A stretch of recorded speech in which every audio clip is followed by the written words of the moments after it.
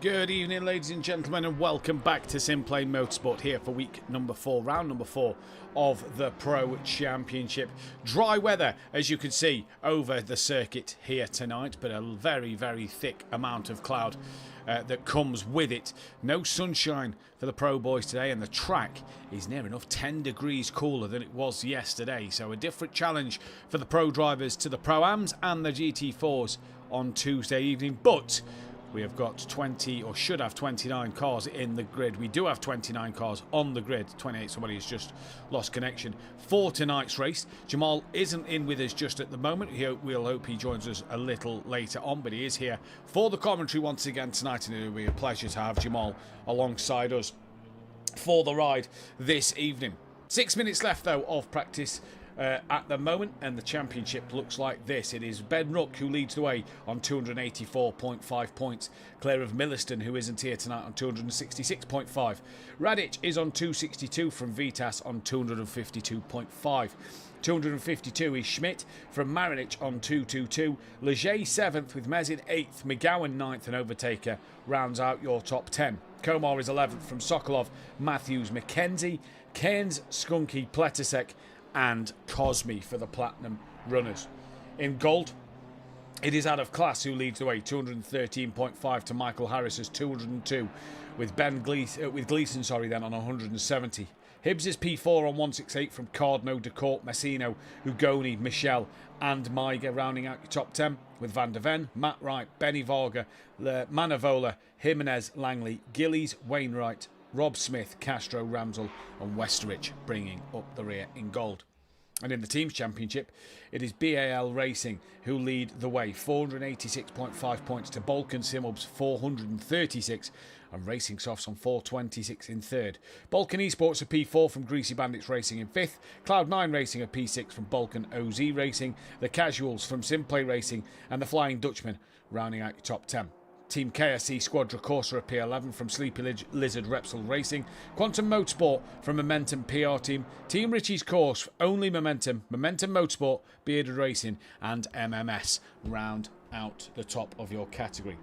Already seeing a lot of faces in the chat this evening. Good evening to Chris once again. Fury's granddad, Neil Broom, Gary Clarbel, Gareth Anderson and Craig Stothard as well. All in the chat, ready for tonight's race. It's going to be an awesome night of action here at Watkins Glen. It provided such drama last night. What will it provide for us tonight? Looking at the practice times at the moment, certain drivers have Slano tyres. I don't know what others are using at the moment. So drag the let's open up the timing screen, but a lot of different fuel loads. Schmidt and Radic going low fuel. Mezin's time was on a lower fuel run as well. A few of the higher fuel runs coming in at, like Harris in 10th place at the moment, so good lap for Harris to say he's on a lot more fuel than the Lizards. What will he be able to do? Jack McKenzie running 11th as well. We have a couple of bans to talk about tonight, and that is Rob Ramsell, who's back for the season in Pro. He's got to serve a qualifying ban and a race ban, I believe. I'm just going to double check this one once again so we get it right. He has a qualifying ban and a race 1 ban. So he will not be able to race in race 1 and cannot qualify. And then he'll be in for race number 2 to start his season. And he had a good strong GT4 race to go with it. So what can he do in GT3? Tonight, because he looked pretty good in that GT4 category. Let's see what he can do in GT3 tonight. As we say good evening to Max Mulder, a name we've not seen for a while. Good evening, Max Mulder. And Neil Broom saying, I want to see the rain tonight, please, boys. Sadly, there is no rain tonight. This is what we have got. But what a night we should be in store for in this race, as we can see Patrick Leger going around. There's Marinich. Cherry Moore in the chat saying, evening all. Still have PTSD from Pro-Am last night. Let's see some good racing. Indeed, it was a fascinating Pro-Am race last night. The weather was horrendous for Pro-Ams. It was really tricky conditions for them, and it did not disappoint in what it was meant to deliver last night. That is for sure. But as always, if you like what you see here at SimPlay Motorsport, don't forget to hit that subscribe button, the bell to be notified when we go live, and hit that thumbs up button if you like what you see here, as well as check out our fantastic sponsors of Design Manchester, producers of vinyl graphics, laser engraved gifts, mugs, print gifts, mugs, clothing, printed clothing and much more included SimPlay Motorsport merchandise. And Big Apple Logistics, thank you for their support for the pro season, who specialise in moving plants and heavy machinery globally. As Anderson says, Who Darren Cup got the best of the weather this week. I think they did, yeah. Warmer conditions, dry conditions as well. Yeah, and what a surprise, Neil. No wet weather for the pros. They get looked after here, apparently. Next week, though, it looks pretty similar all around for everybody. Next week, it is absolutely red hot at Laguna Seca next time out.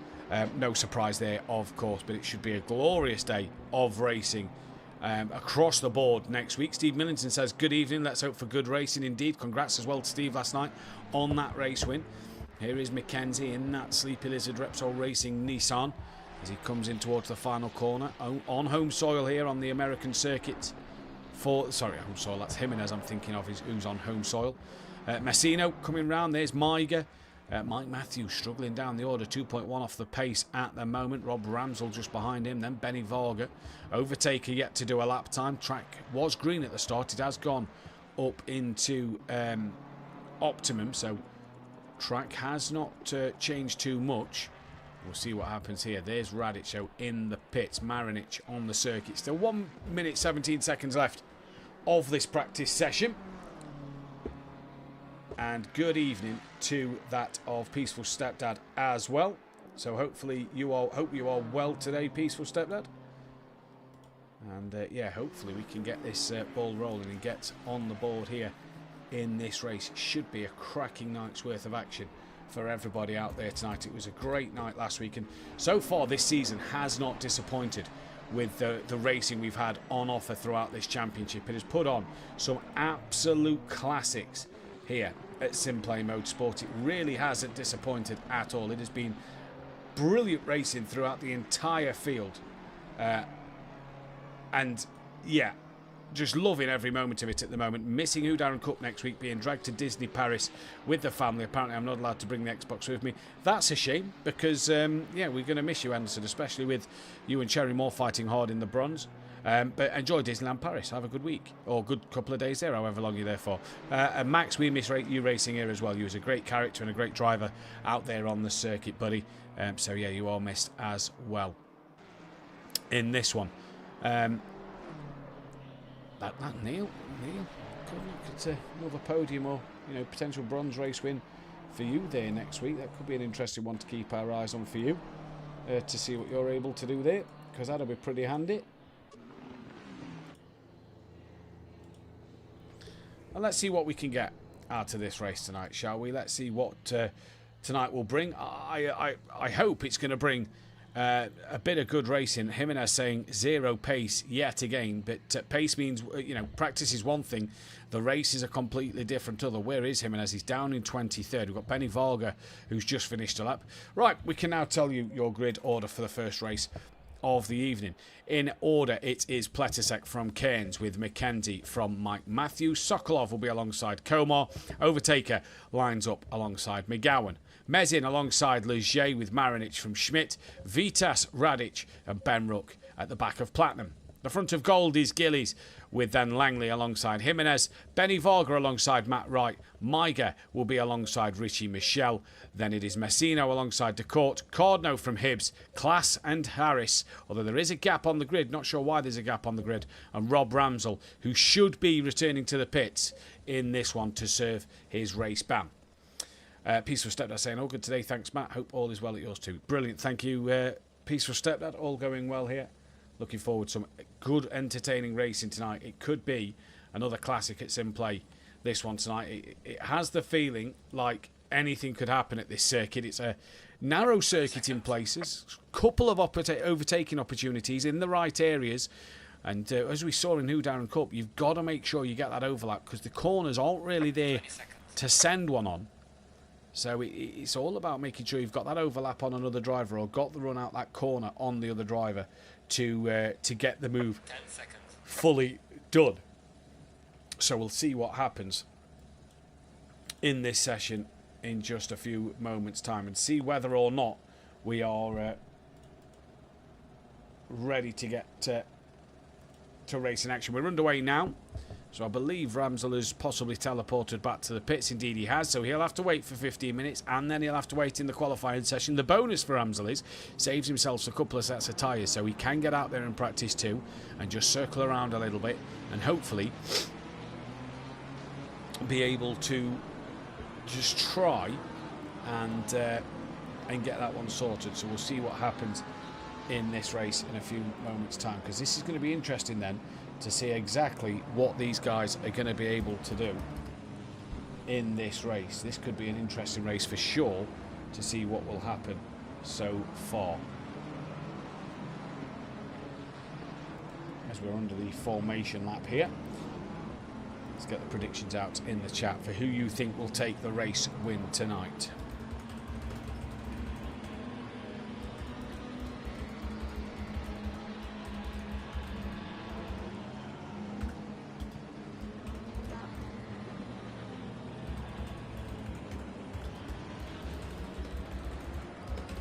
So if you think other will take that race win, please do comment who you think other is, and we'll try and see what happens to that driver. But yeah, good stack grid, 28 cars for this first race. Ramsel's just got to take a watching brief in this one at the moment, and then we'll be able to see what he and the others can do in this first race of the night, in what I think could be an absolute belter of a race here. This could be a real good opportunity to see some of these drivers flying around this Watkins Glen circuit and just trying to maybe work on a few things going into that feature race of 60 minutes to come your way. We see a lot of drivers do that, especially those at the back of the pack. Just maybe try and work on a few things for that qualifying and for that start of race number 2. Ramsel thinks he's going to win. Behard with a qualifying ban. Steve thinks Mike Matthews. Behard with a race ban, sorry Rob. Steve thinks Mike Matthews. I like your optimism, Steve. I do like your optimism. I think Mike's got a tough task ahead of him here in this race. So we'll see. We'll see what happens with Mike, and we'll see what Mike can do in this one then, as we head towards the final part of the lap.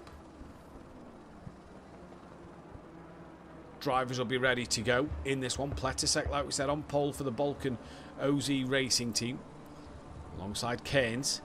You know, I've got a feeling Cairns could be a sneaky chance at a race win. The vote is going the way of Cairns in the chat.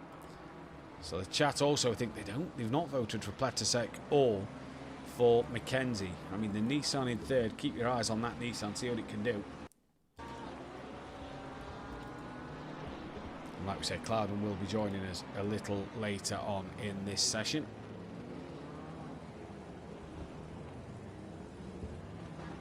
As we get, or about to get, underway for the race here then. So let's see what the drivers can do in this race. It's going to be an interesting one for sure. We see now, as we just await for the drivers to come towards the start line, they round the final corner. Not a single drop of rain in sight for tonight, so that's what the drivers have got to keep in mind. And here we go, under the gantry, there you go, in this final part of the formation lap, as we are about to get underway here for race number 1 of the night. Pletisek on pole, it's green and go, and Cairns gets an equally good start. Look at the Nissan of Mackenzie in behind. That's Mike Matthews already sort of in the middle of the road, trying to block that of Gillies, and that's of Sokolov coming through. Mike runs a little bit wide. What's happening out front? Pletisek, Cairns, Mackenzie all through nice and easy. No yellow flags thus far, as Mike Matthews and Sokolov side by side up through the S's. Really, really close between the pair of them. Mike's going to hold this one around the outside. Will he have that momentum though down towards the bus stop chicane, the inner loop, as Sokolov fends off Overtaker, who gets an almighty run, taps Sokolov in the rear. Mike a little later on the brake. Sokolov backs out of it, and Mike keeps hold of that place. That's a car across the grass. looked like the BMW of Marinich. Indeed it was, and that's going to allow Schmidt to have a look up the inside here.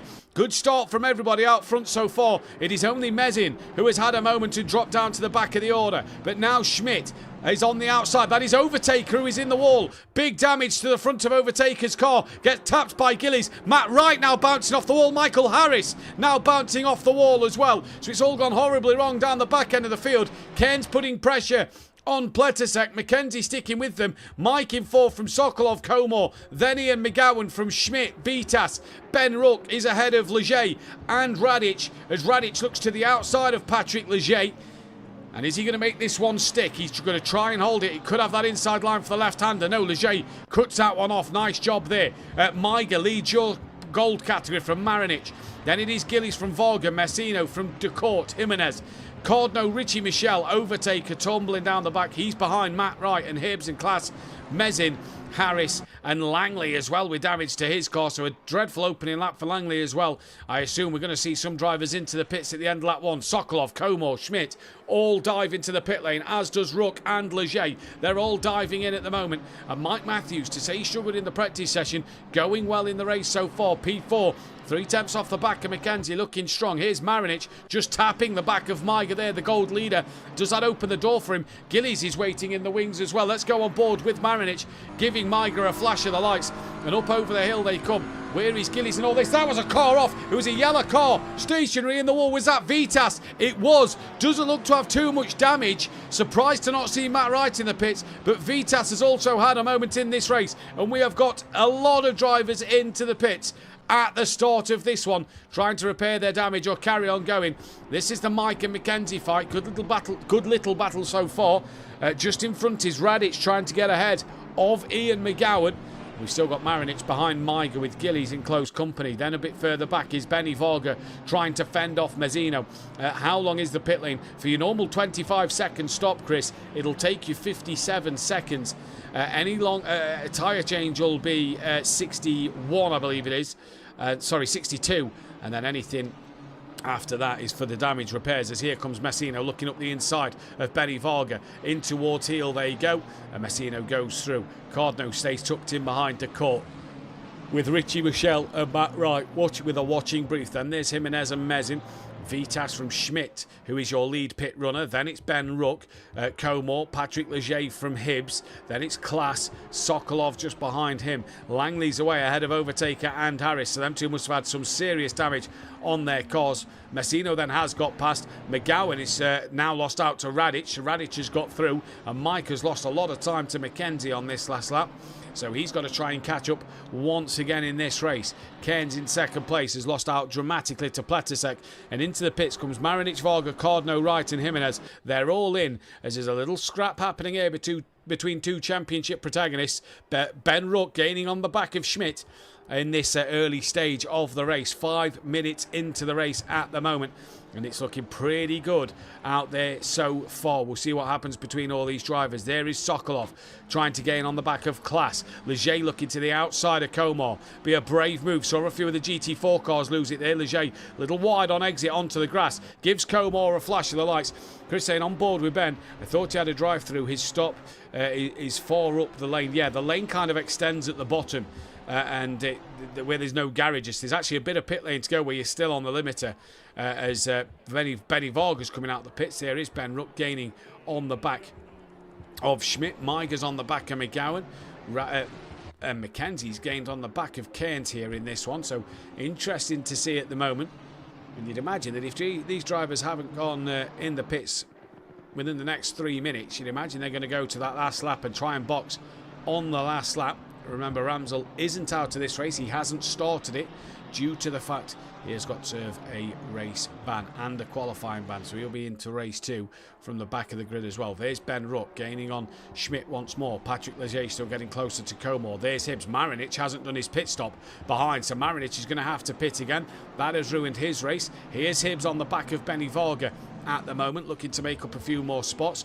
Klass has been overtaken by Cardno, so Klass has lost out another place to Cardno. Matt Wright under pressure from Sokolov, down through the chute, there you go. And Matt Wright manages to stay in front of Sokolov in this race at the moment. Overtaker 1 lap down on the leaders, and only 3 more cars into the pits. Mike, DeCourt and Mezin into the pits. So Overtaker 1.4 behind Harris. Harris got some time to gain on Langley. Langley, though, who was that just ahead of Langley? That was the 28 of Messino. So has Messino put a lap on Langley? Possibly so. Yeah, I believe he has put a lap on Langley, but obviously Messino still has to pit in this race. Maiger has, or was on the back of Gillies by 0.3 of a second now. On the back of McGowan by 0.3 of a second. Now finds himself under pressure from Gillies. McKenzie was close to Cairns a moment ago. No longer as close as it was. He's lost 0.6 of a second. But Marinich back in for that stop as Schmidt does the fastest lap of the race. Closest fight on circuit. Sokolov, Matt Wright, Jimenez and Vitas all in a little train. Langley's a bit of time behind these, and he'll get past Marinich. There is Langley, look. He's at the back end of the circuit, 47 seconds behind these lot. In fact, no, that can't be. Possibly is right. We'll see when he crosses the line, although these might be through Sector 1. They are through Sector 1 before Langley even gets towards the line. Race leader into the pit lane then. So Pletzek chooses to pit. Cairn stays out, so does McKenzie. Radic has stayed out. So is McGowan. Maiger's into the pits. Gillies and Messino and Richie Michelle also stay out. There is Langley then. And Schmidt. Where's Mike Matthews? He's only lost out to Ruck and Schmidt, so not too bad for Mike Matthews. He's still 3 seconds ahead of Comore. As Comore has a big moment, a big slide on the rear, and as he just bounced off the wall a little bit, that'll give Leger the place. And Leger comes through. So a good move for Patrick Leger, or a good opportunity for Patrick Leger behind Benny Varga, though. Look at this train of cars. You've got Hibbs, DeCourt, Cordno, Mezin, Klaas, Matt Wright, Sokolov. Jimenez has dropped behind a few with a bit of front-end damage. Vitas has got a lot of damage. So this could be a chance for Langley to gain some time over one of the other cars. Does Vitas pit with that damage? You can see the bodywork separated on that car. And Harris is now on the back of Marinich. Overtaker 4.6 behind, so he's lost out to Harris over this lap. And we can't see the gap between Langley and Vitas at the moment, because Vitas, well, we might do in a minute. Vitas not yet crossed the line, and Langley will get through Sector 2 before Vitas. We'll see that gap and see if it changes down any or if at all. So it is 35 seconds. We'll keep an eye on that at the line as Sokolov gains on Matt right there. Mezin looking all over the back of DeCourt at the moment, with Cordno and Klaas looking on the back of him. Klaas not having a massively strong race, but the fact that Harris is still 7 places behind him will still gaining points in this championship so far. As Mezin looks to the outside of DeCourt. Cordno looks to the outside of Mezin. Mezin's kind of trying to stay in that slipstream. DeCourt now tucks in. There's cars everywhere trying to avoid each other. Klaas looks up the inside of Mezin. Can't get the job done. And, Cordno looked up the inside of Mezin. Now Cordno looks to tuck underneath on exit. Can't do so. What about Matt Wright on Klaas? He couldn't do so either. So a good little scrap this in that midfield at the moment. As Chris is saying Schmidt in the chat. Not sure why. Schmidt's obviously had a moment because he's dropped behind Ben Ruck and Mike Matthews. So Schmidt has fell behind Ben Ruck and Mike Matthews, meaning that Pletisek is your net pit leader and net race leader effectively by 5 seconds from Ben. Cairns has stayed out, so is McKenzie, who are having a great scrap for P1 and 2. But it's Radic and McGowan into the pit, so we'll see where them two come out in relation to Mike Matthews and Ben Ruck. But what a race already here at Watkins Glen. Plenty of drama has been unfolding so far in this first race. And it has been absolutely fantastic to see as the Nissan now of McKenzie is on the back of Cairns, coming down the chute in towards Toe. And the number 7, who is that? That is Cordno, is stopped on the track. And is this more wheel problems for Thomas Cordno? Just as he's fixed a few bits, he's lost a heck of a lot of time. He may even lose out to Langley here because he's still not going. What a shame for Thomas Cordno in this race as he's tumbling down the order. Mezin's now having a look up the inside of DeCourt. Can't get the job done there either. So Mezin looking all over. DeCourt, though, is into next week as he's so far off the circuit. That's allowed Mezin to have the inside line, and he comes through. Further forward, Benny Vargas fighting with Hibbs for 14th and 15th place. and for what could be a net podium in this Gold Championship so far this season. We'll have to keep our eyes on that. Leger's on the back of McGowan now. Schmidt's on the back of Mike Matthews. The two leaders still together, or they're not anymore, because Mackenzie has decided to pull this one into the pit, and he's going to make his stop. What does Gillies do? Gillies is going to box. Messino stays out. Richie Michel looks like he's also going to box, so we'll see where Pletisek is, who has been caught slightly by Ben Ruck. Schmidt gaining on Mike. Leger gaining on McGowan, with Comore not far behind. Hibbs is all over the rear wing of Benedict Varga in this race. We'll see what he can do though. DeCourt trying to stick with Mezin. He's got Sokolov for company. Matt Wright trying to stick with Sokolov. Then he's got Klaas and Maiga right under his rear wing, with Jimenez a little bit further back. Vitas has lost 13 seconds, but with that damage, he's just trying to get to the end and score as many points as possible. Langley, though, he was 35, it's 27. I don't think he's got the time to gain 27, but he's gained a few places, overtaken nothing to Michael Harris, who's not made any inroads on Marinic either in this one. And Marinic 6.2 behind Langley. And is that Messino in front for position? Now it's still Messino who's a lap down. Mackenzie comes out the pits. Where's Pletisek through turn 1? Where's Ben Ruck going through turn 1 now? Ben Ruck's behind Mackenzie at the moment, so you'd imagine Ben Ruck is possibly in a net 4th position right now after the pit stops. Radic came out ahead of Mike Matthews. Schmidt putting the pressure on that bright orange BMW M4. Back down to Comore with Leger and McGowan. Great little three-way scrap coming up through the S as they go with 3 minutes on the clock. 2 laps left at maximum in this race after this one. And Leger, instead of putting that pressure on McGowan, is now just being under pressure from Comore, having a look into the inner loop. There you go. And Comore backs out of that one wisely so, as Leger gets even closer to McGowan through there. Dropping down the order, Matt Wright side by side with Chris DeCourt. He was behind DeCourt. He's now ahead of DeCourt. Great move at the inner loop. DeCourt might come back at him. That's Maiga all sideways and out of shape. And Matt Wright does lose back out to DeCourt. DeCourt goes back through. So a great bit of racing there. Maiga lost back out to Klaas in that one. And Benny Varga coming under pressure now as Hibbs has got past him. He's coming under pressure from, that is Sokolov, as Benny Varga is in 4th place. No, technically 5th place, as Gillies is your net gold leader from the pit stops. And who's that? That is Gillies with, I believe that is Mezin sat with him. It is Mezin tumbling down the order, the pair of them, as they've had an incident and are coming together. So what a shame for them two, as that has put them right down the order in this race. And that is not what they would have wanted at all. Langley must have had a drama as well, because he's lost out to Marinic and to Michael Harris. And he's only 1.9 up the road from overtaking them. There's a Chris in the chat, all on his own, just went drifting. Ben managed to go round, no contact. Lovely clean racing from also 4 as McGowan's lost it out the final corner. Bounces onto the inner pit wall. And now this is Schmidt having a look on the outside of Mike Matthews through turn 1. He's got the fastest lap of the race. Has the Honda got the pull up the hill to compete with the M4? Side by side, there you go. Great bit of racing. The second time Mike's gone side by side with the driver. Up through the S's. And here they go, they're still side by side. Schmidt tucks back in now for that slipstream. And this is a heck of a bit of racing from the two... oh, that's Comore in the wall behind there. I've just seen Schmidt's teammate in the wall. But 2 bits of great battling between 2 drivers fighting for that top 5 in this race. And we drop back down to Benny Varga. He's side by side with Sokolov. Manages to hang on. DeCourt's got Matt Wright for company. He manages to hang on for the time being. Further down the order, Gillies has lost out to Mezin. Jimenez has got even more damage. Leader on the fastest lap, but it is Keynes in the pits. Back to the Mike Matthews, Igor Schmidt battle, as Mike is still hanging on in there. Went a little wide, little twitch mid-corner. Him and Schmidt make a bit of contact. Mike on the grass, Schmidt on that inside line. Is Schmidt going to tuck behind? Yes, he does. Does he think of sending one? No, he does not.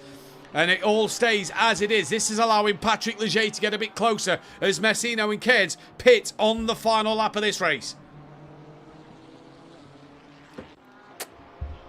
Quick sip of the drink, and I tell you what, Clouden can't hurry up and get in this commentary box. I'm going to need him for race 2 if the action stays as much as this in this first race of the night.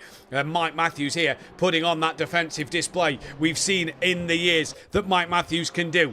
Where did Keynes come out the pit? Behind Pletisek, but ahead of Mackenzie just. So it is Pletisek from Keynes, from Mackenzie, Ben Ruck for 4th. Then it's Radic from them Mike Matthews. Messino's on his way out now. There goes Schmidt through, Leger through, Hibbs. Will he get Messino? I don't think he will, you know. I think Messino might have this one. We'll see that bright Ford Mustang in front of Hibbs, and Messino leads in gold here. Good stuff from him. Back to the Mike and Schmidt fight. Not a lot happening there. Benny Varga with Sokolov now in a good little scrap. With DeCourt, with Matt Wright, with Class. Maiger's there as well within a second. So a good train of cars as Sokolov looks to get the run on Benny Varga. Down towards the inner loop chicane they go. Sokolov pulls out. Has he got enough alongside Benny Varga? No, he doesn't. Varga cuts that one off. An absolute dream and stays ahead of Sokolov. And this is all for 1, 2, 3, 4th in that gold category. Although it's not, because Sokolov's a platinum driver. So it doesn't mean too much in terms of gold versus gold championship, or platinum versus platinum championship. This is just that point of points at the end of the day. Mike still fending off Schmidt in this race. It's been an absolute belter of an opener here at Watkins Glen in the Pro Series. What a night so far this could be, and what it could turn out to be in that second race. But we turn our attention to Pletisek now, who's about to come to the line and is about to be your race winner for race number 1 here in the platinum category. Pletisek will take the checkered flag. He will win from Cairns. Good stuff from them two. Mackenzie, P3. Good little drive there. Ben Rook, your championship leader in 4th from Radic. Oh, and Schmidt has dropped it out the final corner. And what a shame, because he now loses out to Patrick Leger and will cross the line for P8. What a shame there for Schmidt. It was going so well. Messino wins in gold. Hibbs second in gold from Richie Michel. Sokolov did get Benny Varga in that one. Then came DeCourt, Matt Wright, Kleiss, Meager, Colmore, Mezin, Gillies. We await for Vitas in this race at the moment. But my oh my, what a race that was. What a race that turned out to be. An absolute instant classic already here at SimPlay Motorsport. A brilliant, brilliant race to see. We are just awaiting Vitas to come around to finish in 21st place.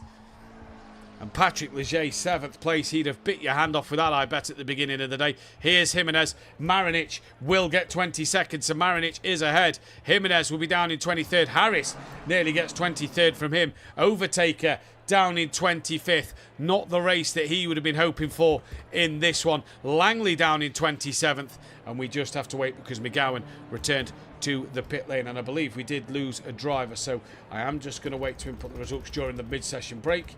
And we'll be back in just a couple of moments' time.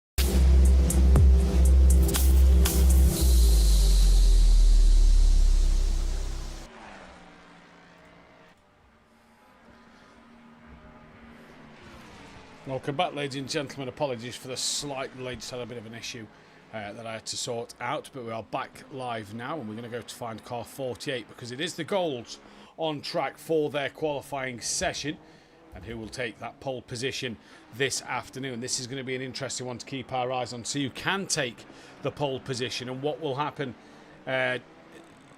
for the gold category, because obviously it's going to be vitally important to see what these gold drivers can do for that extra point. Obviously they do get fastest lap points, they get calculated off air when we upload the results to SimGrid, so that we can see who's got the fastest lap in the race, because otherwise it would mean going through every single driver on the grid. So far, Gillies is the man to beat. Cardno suffered with a wheel issue, so hopefully he's going to be able to sort that out for race 2. Here comes Hibbs, who will probably move up to second or first. He goes first before Class.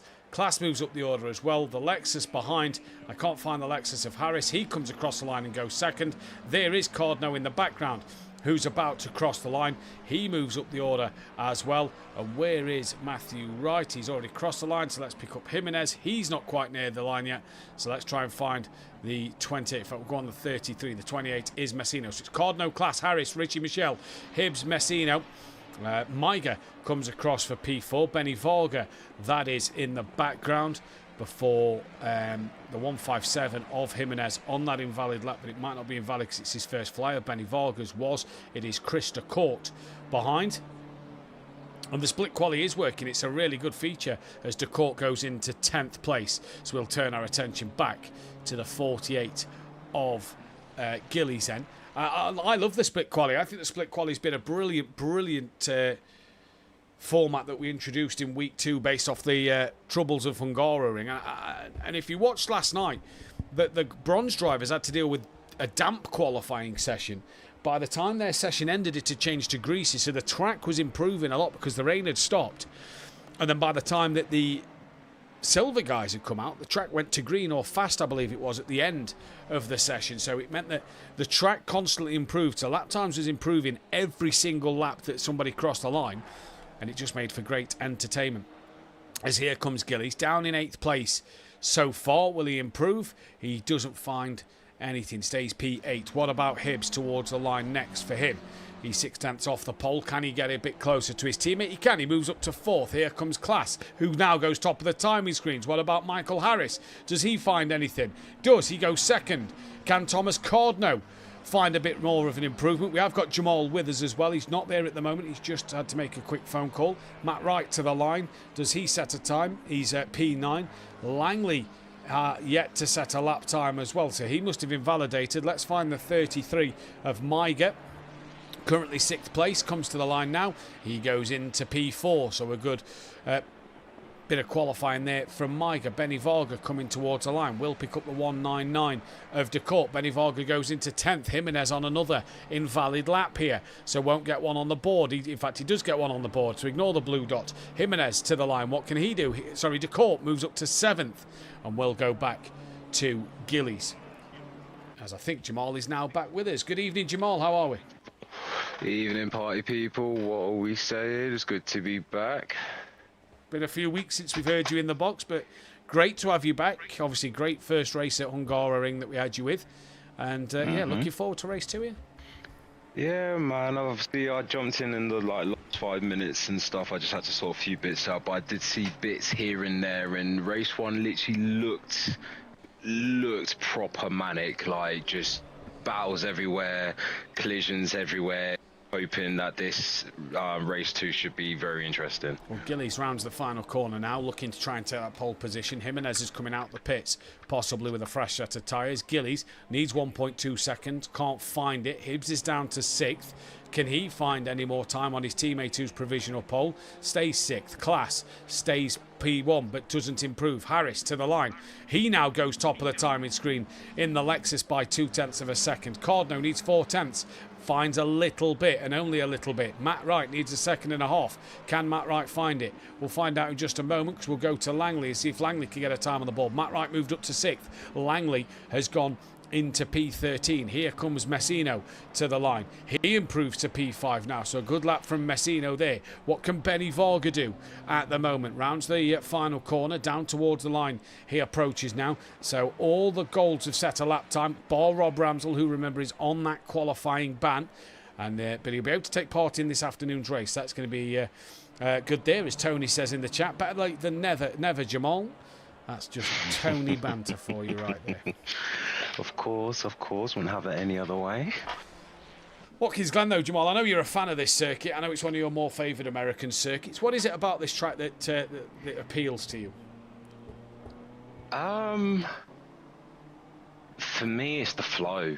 It's very fast, very, very flowy. It's got a lot of cambered corners, so like depending on the type of car that you drive, it likes to like dig into the corner.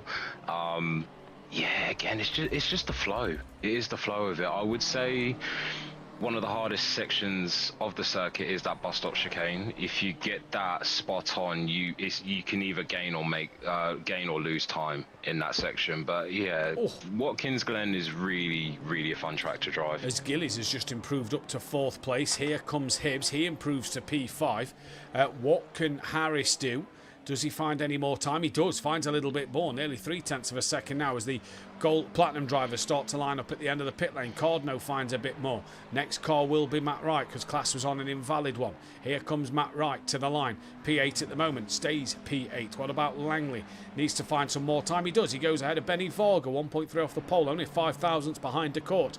Messino to the line. Moves up to 6th. What can Maiger do? 0.6 off the pole. Has he found any more time in the car? Stays P4. Benny Varga now half a second to find himself within that 1 second margin of gold. Currently 1.5 off the pole and stays 1.5 off the pole. DeCourt is next. He needs 0.4 to get ahead of Richie Michelle. But can he find that 0.4? Yes, he can. He finds even more. Finds half a second. And that is him done. He will pull into the pit lane there. And look at the queue at the end of the pit lane. Bearing in mind, drivers are not allowed to ghost. So they're going to be jostling for positions, it looks like here. As let's just see this getting underway.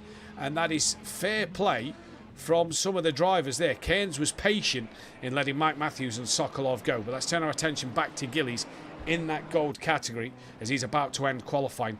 What do we think of the split qualifying, Jamahl? We obviously didn't have it at the Hungaroring, but it seems to be working so far.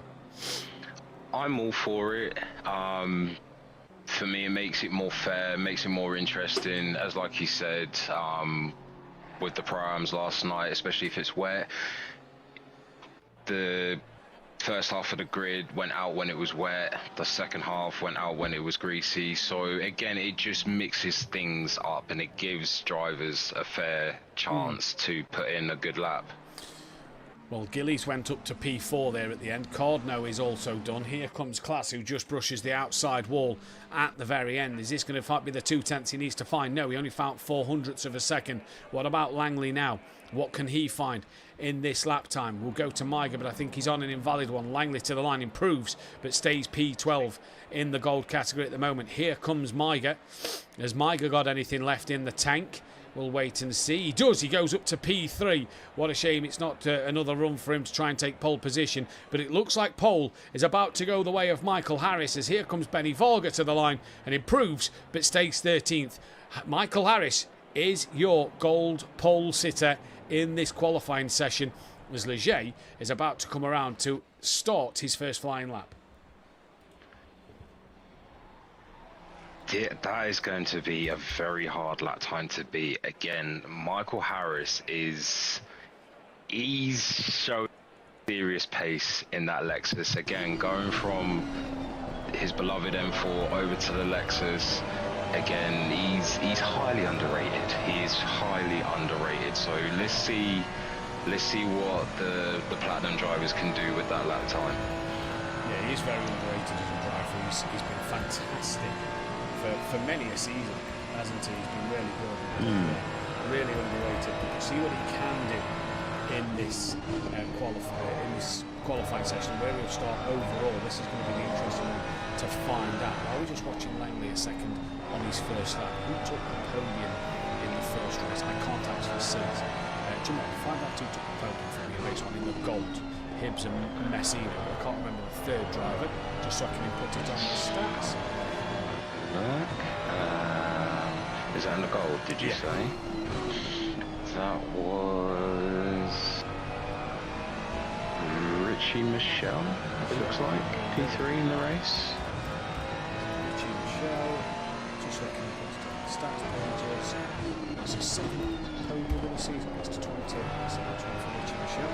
We'll see what happens in this next race, but Michael Harris takes that extra point, and that just pulls a point back in on class, because he's lost 16 points in race 1, pulls a point back now. He's actually sat some 27.5 points behind, as here comes Patrick Leger towards the line to do his first lap time in this qualifying session. Looked a pretty good lap from watching on board. What's it going to be when he crosses the line? Should put him up the sharp end of the grid. We'll find out in a moment, though, as here comes Mike Matthews. Let's see where Mike will end up as well. We can see from the top 6 down, and Mike goes 15th place at the moment, struggling for pace out there. There goes Cairns moving up the order. Sokolov is next before we turn our attention to Schmidt in this one. Sokolov goes into 9th place at the moment. Schmidt towards the line. What will he do? He only goes 10th. Ben Ruck to the line. What can Ben Ruck do? He goes further up the order than that. We'll see when we scroll up in a moment. Here comes Comore to the line. He moves up the order higher than that. Overtaker, damage, big damage in race 1. Had to fight from the back after his pit stop. He moves up the order. Then it is Vitas who's already crossed the line. We're going to return our attention to Platasek, and then we're going to look for Radic as them two cross the line together. And we'll start to see them platinum times on the board there. You can see Vitas up in 11th place at the moment. McGowan doesn't set a lap time. And we just now wait for Mackenzie to come around. But Mike Matthews, the slowest of all the lap times so far. 3/10 off the back of Benny Varga. Struggling for pace out there, it looks like. Yeah, again, I class Watkins Glen as like the American version of Monza. It's you know the track inside out, but it's whether you're able to put that lap together. Again, looking at the BOP system, they look a little bit different from when I last raced here, but again, we'll see what happens. Hopefully he's able to find a bit more pace to make his way up the grid, but yeah, we'll see. Let's see what happens. Well, so far, Michael Harris's first time is the best one, but the track is a lot cooler than it has been all week, so the drivers possibly 1 or 2 laps before getting their tyre pressures up to the correct window and the temperatures in the window, because here comes Patrick Leger. No improvement for Patrick Leger. Can Mike Matthews find an improvement? Down in 11th place. We'll jump up to Cairns, who's 11th in a minute. Mike moves up to 25th. What about Cairns? Half a second off the pole. Doesn't find an improvement there then. So driver's not improving thus far. Staying as it kind of is. Here comes Sokolov to the line. No improvement for him. What about Schmidt? He moves right up to the top of the standings. What about Ben Ruck? He moves into 2nd place. Good close lap between the two of them. Comar to the line now, down in 20th. He moves up into 12th. Overtaker's 14th. Where will this put Overtaker in the session? Moves him up, right up the order. Vitas goes 4th. Overtaker goes 3rd. Heck of a qualifying lap from them two. That is it. Again, the track is ramping up, like you say, cooler conditions as well, because Watkins Glen is normally quite hot, but again, we'll see. I mean, there's about 4 minutes left of the session. Again, it's make or break. It is make or break as Mackenzie moves up into P12, and we'll turn our attention back to Patrick Leger. Radic went pole by 0.2 of a second, so Radic on fire in that Porsche at the moment. Gilly's in the chat saying was a further 0.2 up going into the last 2 corners, but was too cautious and didn't want to invalidate. And Jimenez saying yet another poor qualifying. He just seems to be not able to extract that right amount of pace in that BMW compared to what he did in the Mustang. Sorry, who was that in the Mustang? Oh, again, he has been saying it pretty much all season that he has been struggling with that M4. He does miss that beloved Mustang. The Mustang for me is a little bit more planted. Again, I think it's just down to driving style. Again, if the driving style is not working with that particular car, it can be hard to extract the true pace of that car. But again, anything could happen. It's an hour-long race. Again, quali I mean, positioning is key, but we'll see what happens in the race and see if he can make some places up. Ben Ruck has just took provisional pole by 0.03 of a second. You have a feeling that that one might be beaten by Radic, as here comes Overtaker to the line. Does he have 0.4 in his back pocket? Improves by 1/10. Vitas doesn't, and we'll see what the 98 of Radic can do now then. 2 minutes 25 left of quali, so 2 laps for some of these drivers to get in, and Radic goes back pole by 27 thousandths of a second. We are in for a nail-biting quali here. Ruck beat Radic in the first race, pulls more points clear of his closest championship rival. This is just going to be a battle that is going to go on all season. Oh, indeed, indeed. Again, Porsche versus Lamborghini. The youngster, again, I'm not too sure how old Radic is, but this is going to be one juicy season. I mean, look at the gaps, like all the way down to P17s, all within a second. Like, this is just absolutely ridiculous. We'll see, we'll see what happens, yo. We'll see what happens.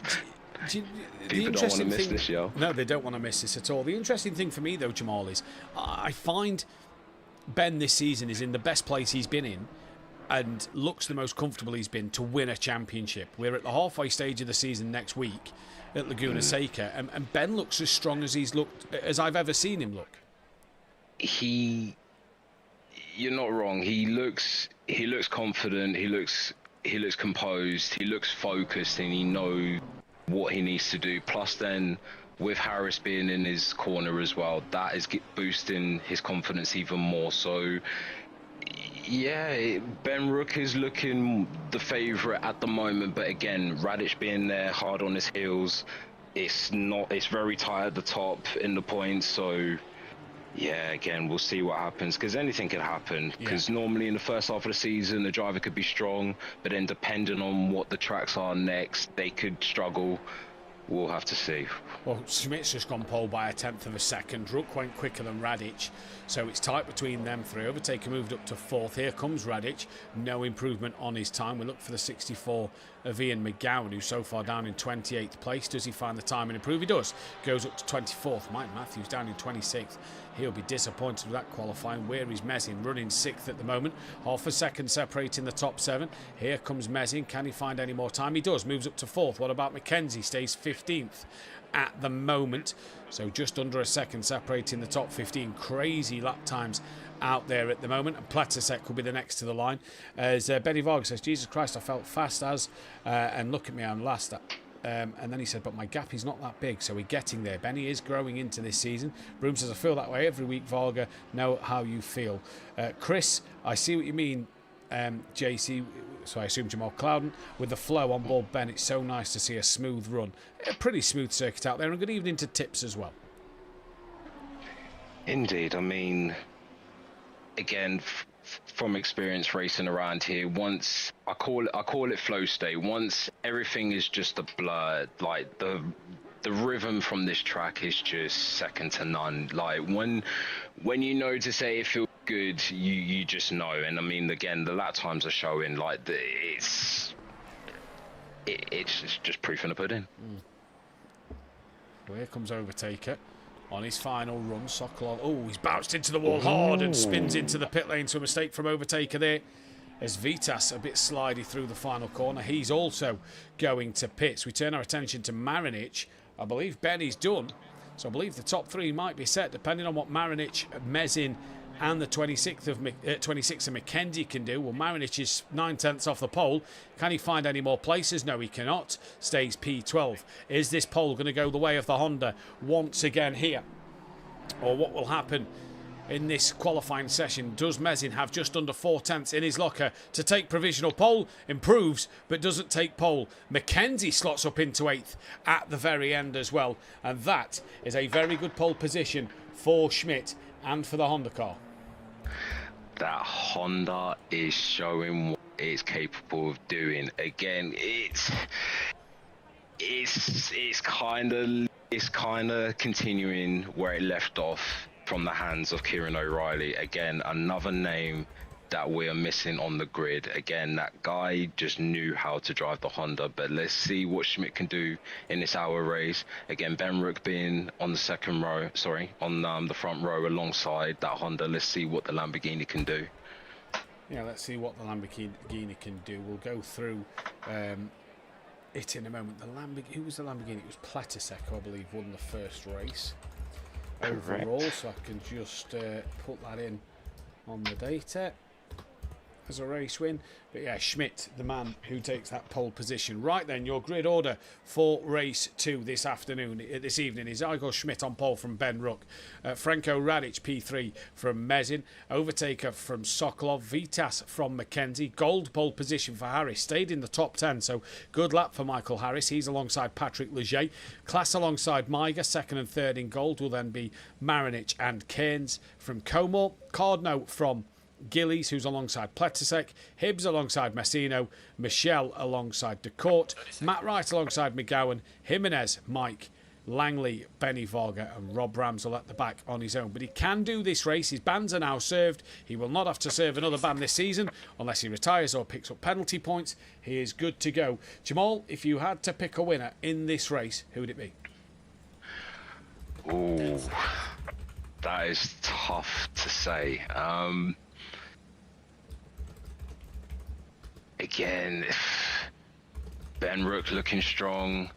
We know how quick Schmidt is in that Honda, Radic in that Porsche, Mezin in that M4. Again, Overtaker in his day. When he's ready, he can find some serious pace. I don't know. I can't decide. I'll be real.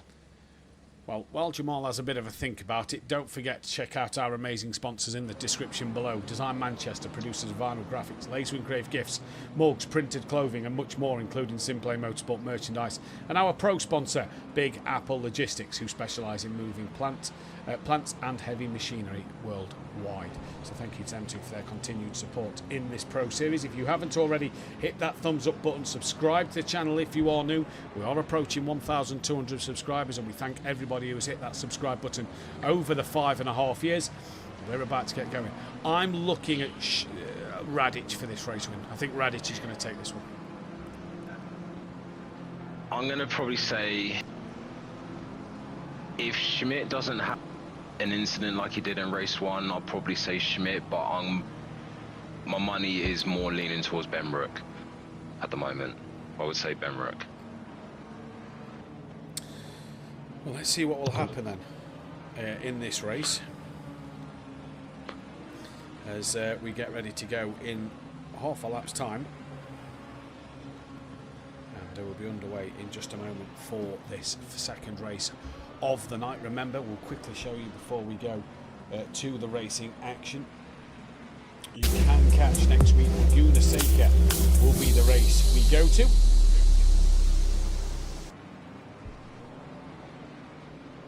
A little intro in between is absolutely fantastic. Now, so Laguna Seca is where we go to next week for Who Darren Cup Pro Am and Pro. We then, which is the halfway stage of the season. The back half of the season starts with Snetterton before returning to our second of the 90-minute races, which was an absolute dream last week. We had such good reviews from the 90-minute races last week. Bar them server issues on Wednesday night, it was absolutely brilliant. So look forward to the Indianapolis one, and that is an evening race as well, so the sun will be setting into darkness at Indianapolis there. We then head to Imola for week number 8. Week 9 is at Valencia, and we end the season of course at Donington Park, the home of SimPlay Motorsport, for its morning race. Can't beat a good race at Donington Park. That always brings great racing. Always brings great racing. Again, it's quite wide as well. I feel that it just brings the fight out in people to like show what they can actually do, because again, quite a lot of drivers are up and down the grid, they do like Donington Park. Again, they've been there in real life for like the touring cars and stuff. Maybe is it Superbikes as well? Superbikes that go there as well. British and World, British GT, so yeah. I mean, again, like you say, Laguna Seca, another one of my favorite tracks, tight and twisty. You got the corkscrew. Where else? You got Imola. You got Snetterton as well. I think Snetterton's going to bring great racing. So yeah, got some good races to come for the rest of the season as well. For that 90-minute race, the 90 minutes at Kyle Army last week was just so enjoyable. There was battles everywhere you looked for the entire of the hour and a half, and I've got a feeling Indianapolis is going to be the same thing. You're not wrong. Again, even the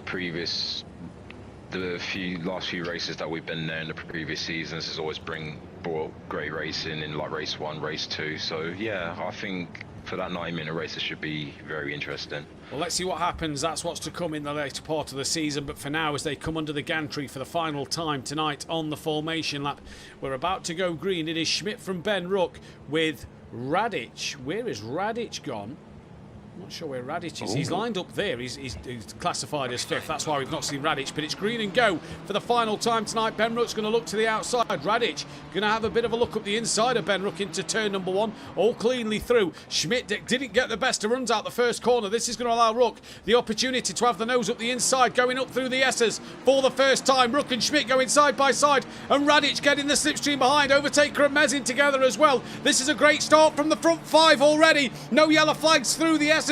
Great to see Radic being towed along, and look at the powerful mighty Mustang into the back of Radic, who was into the back of Ben, and he pushes Overtaker pushes Radic, but he loses out to Schmidt. And what a great start from everybody there, nice and squeaky clean. But Overtaker's big huge Mustang with the restrictor nearly put Radic in the wall, and their teammates as well.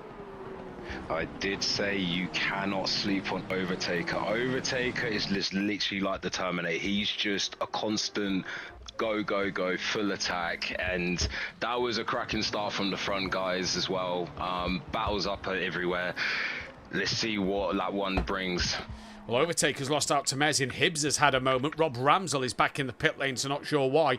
And Cordno has had a moment as well. As we drop further back, Sokolov going side by side with Vitas and with McKenzie then. And just further back, Leger and Maiga going side by side. Harris waiting in the wings. Harris is your gold leader still at the moment, but look at McKenzie and Vitas still together side by side through the tricky left-hander. There you go, into the penultimate corner. Ramsell must have had damage on his car at the start of this race. There's a few comments coming in, we'll get back to them in a moment. And McKenzie now looking up the inside once again of Vitas. Vitas very wide and slow through. Harris taps McKenzie up the rear. Now look at Maiga coming. They're four abreast down the start straight here at Watkins Glen. Three abreast now with Leger. Class is having a look as well. And Maiga 3 into 1. Normally doesn't go. Vitas takes the escape road, but Harris and Leger made a bit of contact there, and they're still 3 wide in the S's. And I think Vitas has backed out of that quite sensibly as McKenzie somehow holds on to this. And look, they're 2 by 2. They go. McKenzie, Maiga, Harris, Vitas, Class, Leger. Keynes is in this one as well. 3 wide entering the bus stop chicane. Leger, Keynes, Class. Class backs out of it. Leger side by side with Class. Oh, he's bounced over him. He's bounced over Class's front end and somehow hasn't put it in a wall. Oh my days, what a second lap this has been. This is absolutely bonkers, mate. I said it at Hungaroring, it's going to be a bumpy ride, and what a bumpy ride it is. That was absolutely insane. I don't think I've actually ever seen the grid that packed up in lap 1 and 2. That is crazy. Holy. Absolutely crazy. That was bonkers at the start of this race. What a bit of racing that was. Only the smallest of contact. Rook leads from Schmidt by a second and a half. Then it's Radic. What's happened? Oh, Jimenez, they're the bats, and then we find them quick. Langley on the inside. Matthews, all no behind. You got Matt Wright just behind him as well. Nothing going on there, but yeah, literally they look like they're all filtering in. But mate, what a crazy first couple of laps. That is just absolutely bonkers, man. Absolutely bonkers. I'm not too sure what's going on the rest of the field. Back to you, Matt. Yeah, bonkers indeed. As let's go move forward to Ian McGowan side by side with Messino. As oh my God, says Chris, that was insanity at its finest. As that's Messino into the wall, and he's bounced off it. Manages to keep going. That'll give Langley another place, and Mike and Jimenez and Matt and Ben Ruck and Benny Varga, sorry, all go through. Tip says wow. Josh in the chat says what a time to open the stream. Goat commentary. Fury's granddad, watch the blood pressure, Matt. Calm down now, Matt. Think of your heart rate. It says Tips in the chat. Heart rate, blood pressure's absolutely fine, but it might not be at the end of this race. Where's the Lexus Mustang? We'll come to that in a moment, because Langley side by side with Jimenez. Mike Mathew side by side with McGowan into the bus stop. There you go now. We've got Messino and Benny Varga side by side in the background, all filtering through nicely, apart from Messino and Varga still together. Messino back in front. What happened with the Lexus further forward? Where is the Lexus? Actually, I can't see it on my screen. There it is. It's up with the Mustang of Maiga and Vitas. Oh, what a race. This is just crazy. Just don't know where to look. Like you say, battles everywhere. Just, mate, it's just... Seeing two yellow flags, Cairns and Comor have had a coming together down the chute, so they've dropped to the back of the pack. Cordno's out the pits, Hibbs is out the pits, they've done their stop. Ramsell is back out on track as well, so great to see. Back down to this fight down the bottom of the circuit though, with Langley on the back of Jimenez. You've got, that's Matt Wright and Messino going side by side with a slow. Is that Class who was a little slow there? Not sure who that McLaren is. No, it's Hibbs who's a lap down, trying to stay out the way of these 6 cars, all trying to be side by side with each other as the former teammates Langley and Matt Wright go side by side. Wright has a wiggle into the side of Messino, but Messino might get this one done up the inside of the penultimate corner. Benny Varga may fancy following him through, can't do so, and we all go back to single file. What's happening though with Mezin? He's done the fastest lap. Ben Ruck 1.7 in the lead, then Schmidt is under pressure from Radic and Mezin at the moment, and Mezin's got a run on Radic here. Indeed, he's going to around the outside. Oh, that M4's got the speed. The Porsche is going to get munched up here again. It struggles in a straight line, but that was a nice clean. Oh, he snapped it. Spun around. Yeah. Oh, that is very unlucky from him. It's the same moment we saw the Chevrolet Camaro on Tuesday night on its roof after hitting that curb, and Mezin with a snap, round he goes. He's lost out to Radic, overtaker Sokolov, McKenzie, Harris, Maiga, Vitas, Class, maybe even Marinic round the outside here. It might be Marinic on the marbles, has a bit of a slide. We'll have that inside line for the next pot. They're still together, side by side at the moment. Absolutely crazy racing though here at Watkins Glen at the start of this race.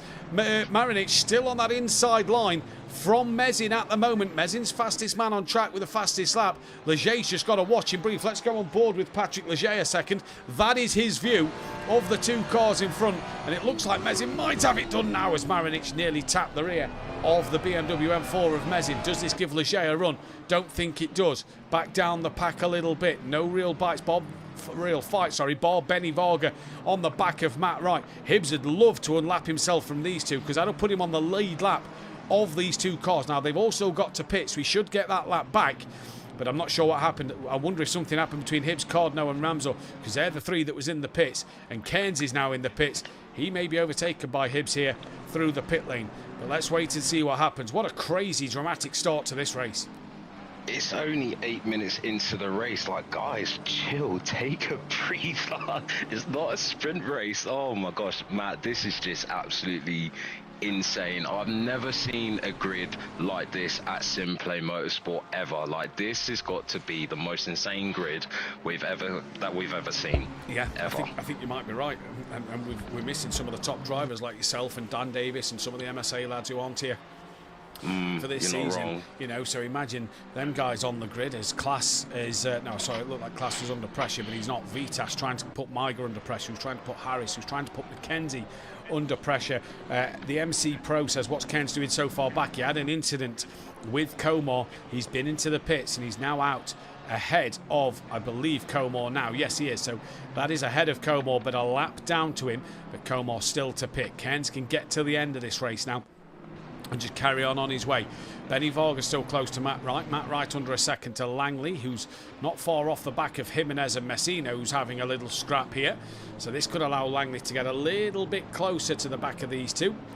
And Langley coming up through the hill. Mike's worked his way forward nicely. He's up into 19th, so he's made some good progression in this race. As here comes Messino, pulls out, has a look down the inside of Jimenez, and a nice little move that from the Ford Mustang, the Italian driver, getting the job there on Jimenez, and that puts him up to P20. Can he now pull away from Jimenez and charge after Mike Matthews, who's actually close to the getting closer to the back of Ian McGowan? Going to go to this battle between Mezin and Class, though, because Class now under pressure from the BMW, who had a moment all on his own out the bus stop chicane. And now let's see what he can do, and if he can put Class under pressure. Overtaker with the fastest lap of the race, showing how quick Overtaker can be on his day. Can he get closer though to that podium? Oh, great little move on the top part of the S's. Class gives Mezin the room. Here comes Mezin. That could be job done. Pulls back over towards the racing line, and through he goes. Lovely little move from Mezin. He moves up another spot, and he's got a train of 4 that he can easily gain on now as well. Mezin is literally like a man possessed in that M4. It seems like he's running a little bit less downforce than some others, but he's literally a man on a mission. Let's see what he can do and see if he can catch up to the guys up front. Yeah, we'll see if he can catch up to the guys up front indeed. Gilly's trying to stick with Leger, who's gaining on the back of Marinic. Overtake within half a second of his teammate. I wonder if team orders will come into play here, and we'll just to try and allow Overtaker to gain on Schmidt, because Radic is now a second behind Schmidt when he was closer earlier on. So I just wonder if Overtaker will ask Radic to move out the way. They've gained on Rook slightly. There is Rook, there's Schmidt, there's Radic, there's Overtaker, Sokolov in the background, but yeah, Overtaker just pulling on the back of his teammate here.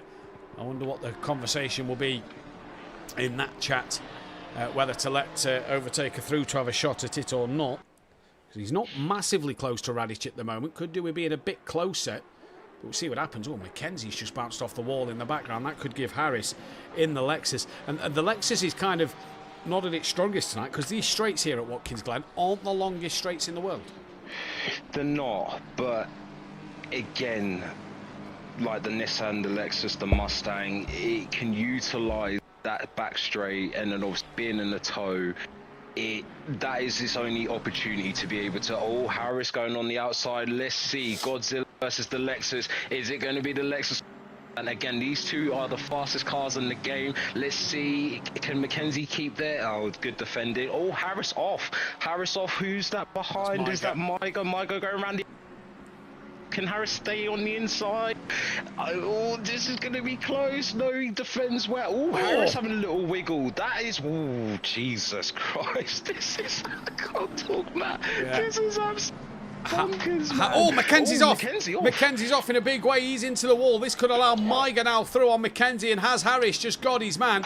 So he lost to Miga, having to cut through the bus stop chicane. And Harris now side by side with Mackenzie. Vitas stayed behind. He couldn't get through. Mezin is now on this train as well. So keep your eyes on Mezin. Harris looks like he's got the job on Mackenzie now, but has he under braking? That Nissan looks back up the inside. Can't do it.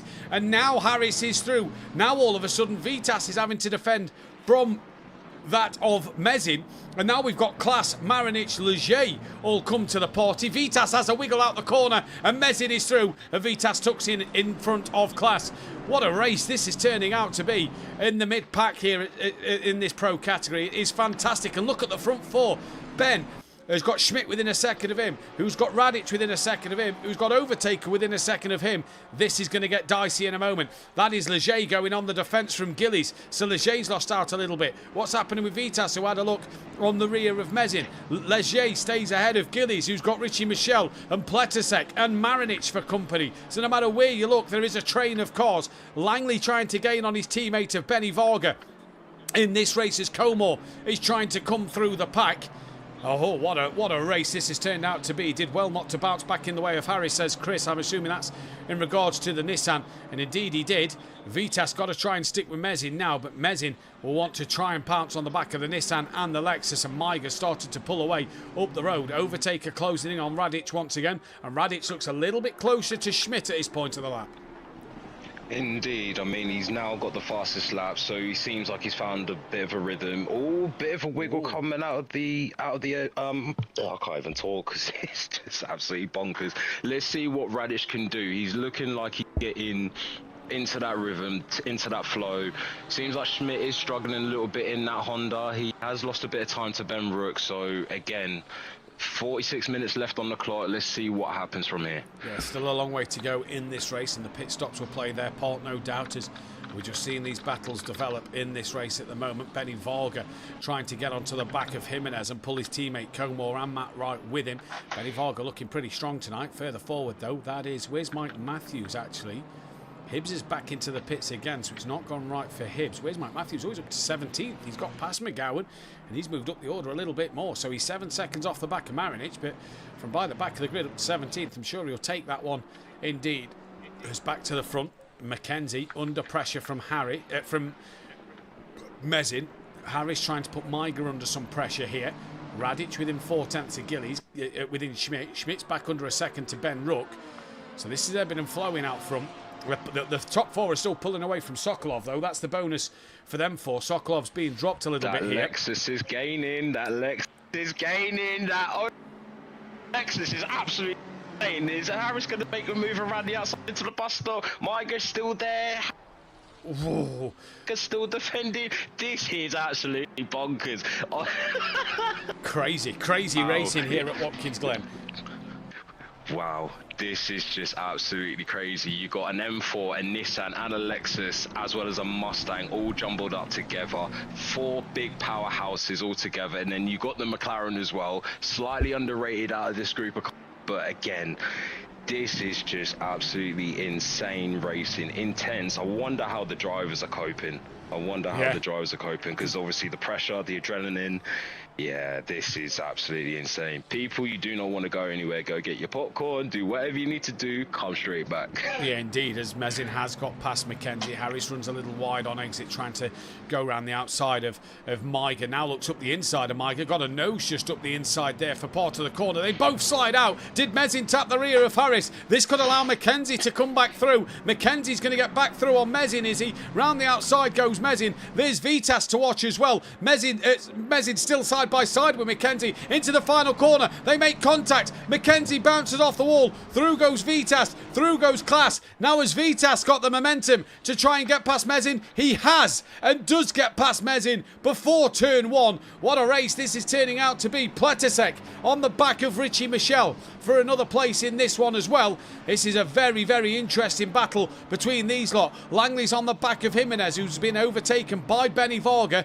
and by that of Comor. Comor looking on the rear of Benny Varga in towards turn 1. Up the inside, Varga shuts the door, says no thank you, and Comor loses momentum, runs wide on the exit as well. This could open the door for Jimenez to have a look. Up through the S's, here comes Jimenez, side by side with Comor. Brilliant bit of racing we saw between Mike and Schmidt in the same 2 cars in race 1. Them 2 make contact. Jimenez in the wall. Oh, and into Matt Wright and into Keynes. Huge pile up to the top of the S's. Cordo's got nowhere to go, and somehow manages to just scrape along the side of Keynes. Jimenez back to the pit lane.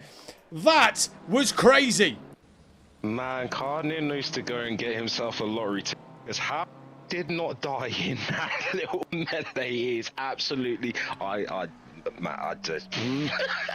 Keynes is stationary on the track. Just crazy. Absolutely crazy. What are we seeing? You can't even script. Nobody could write this kind of stuff for the race. Radic is right on the back of Schmidt, by the way, with Ben Ruck as well. So the top 3 now going at it. They've pulled away from overtakers slightly, but you can't script this. I believe we've lost Keynes from this race, who was just an innocent bystander in that one. Yeah, I can't press on Keynes. That's a DNF for Keynes in that one, and that'll give Ramsel another position in this race. But you can't write this sort of stuff at the moment. It's been absolutely crazy.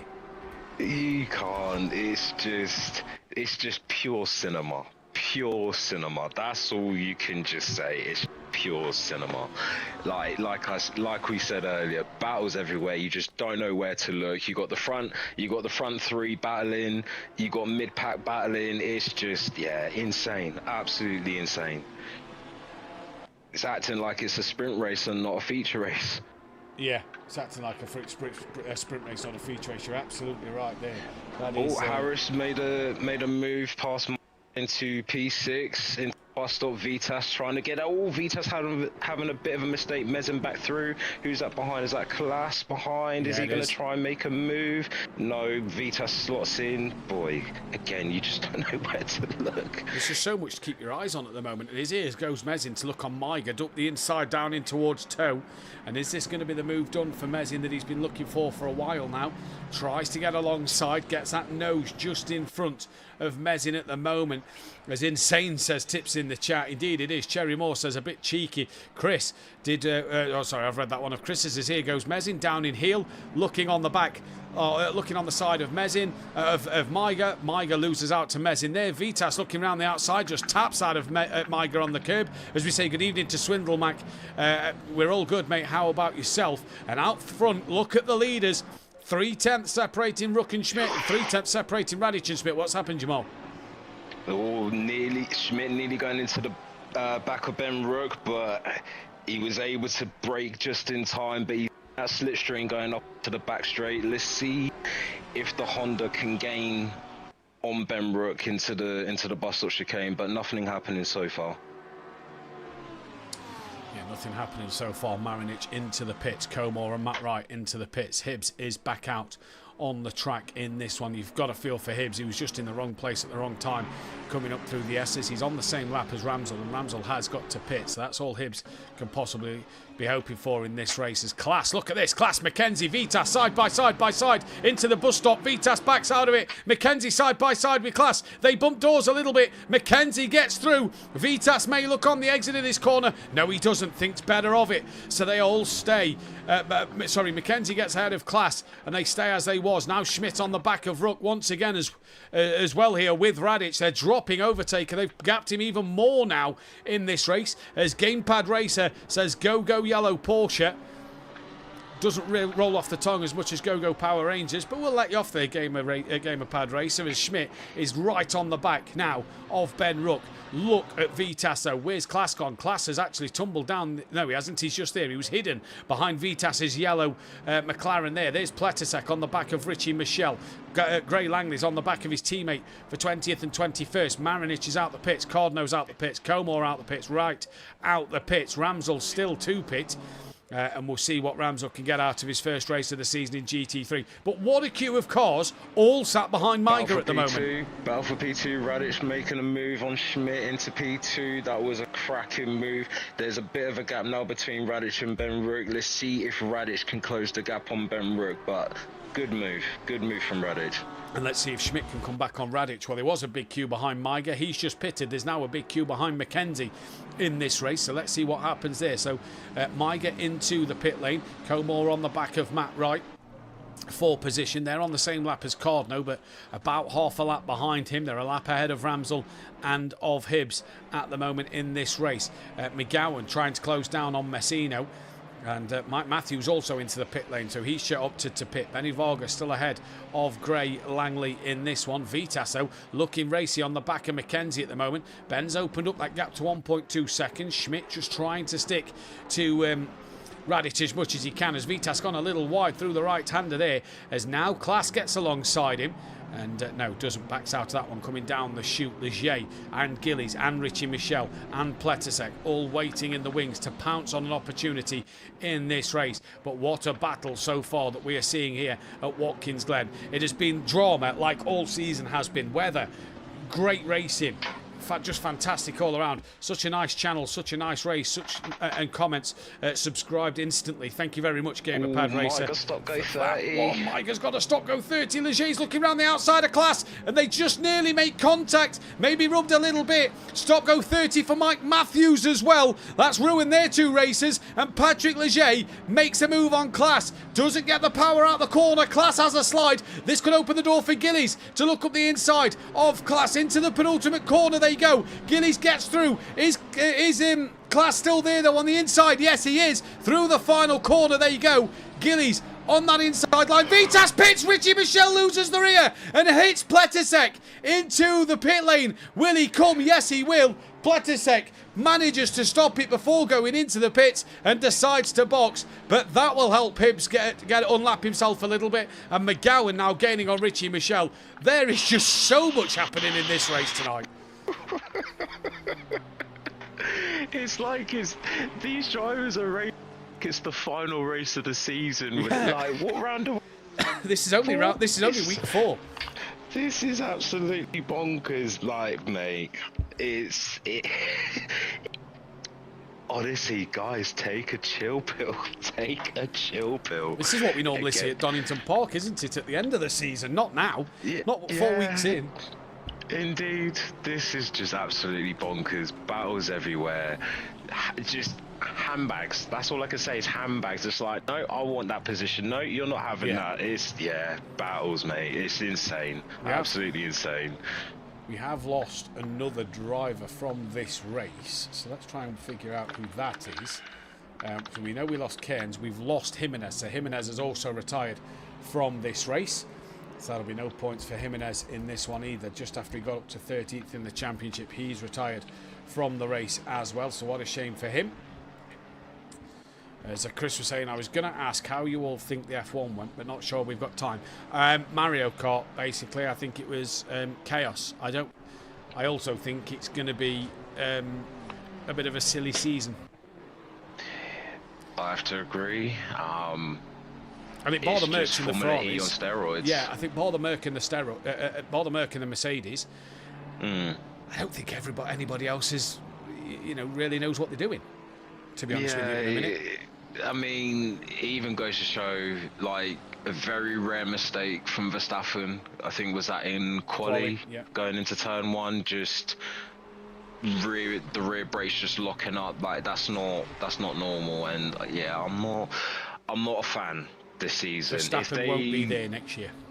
Yeah, we can see that he's not going to be there. I think a few drivers might not be in F1 if they're going to stick with these new regulations. I feel if there was like a combination of, say, from 2018 to like what we had in like the last few seasons, then I would probably say, yeah, Formula 1 is still where it's at. But at the moment, it is Formula E on steroids, I would say. Yeah, I agree with you. Tinnis in the chat, unsubscribed from F1, ridiculous showing. Man from Beer was meant to be having an early night, but there's too much going on. Well, I'm glad, Alistair, that you're staying with us for the rest of the programme. And yeah, I agree, Tinnis. It's British Touring Car starts in a few weeks. There we go. If you're not in England, then World Endurance starts the same weekend as British Touring Cars. So enjoy.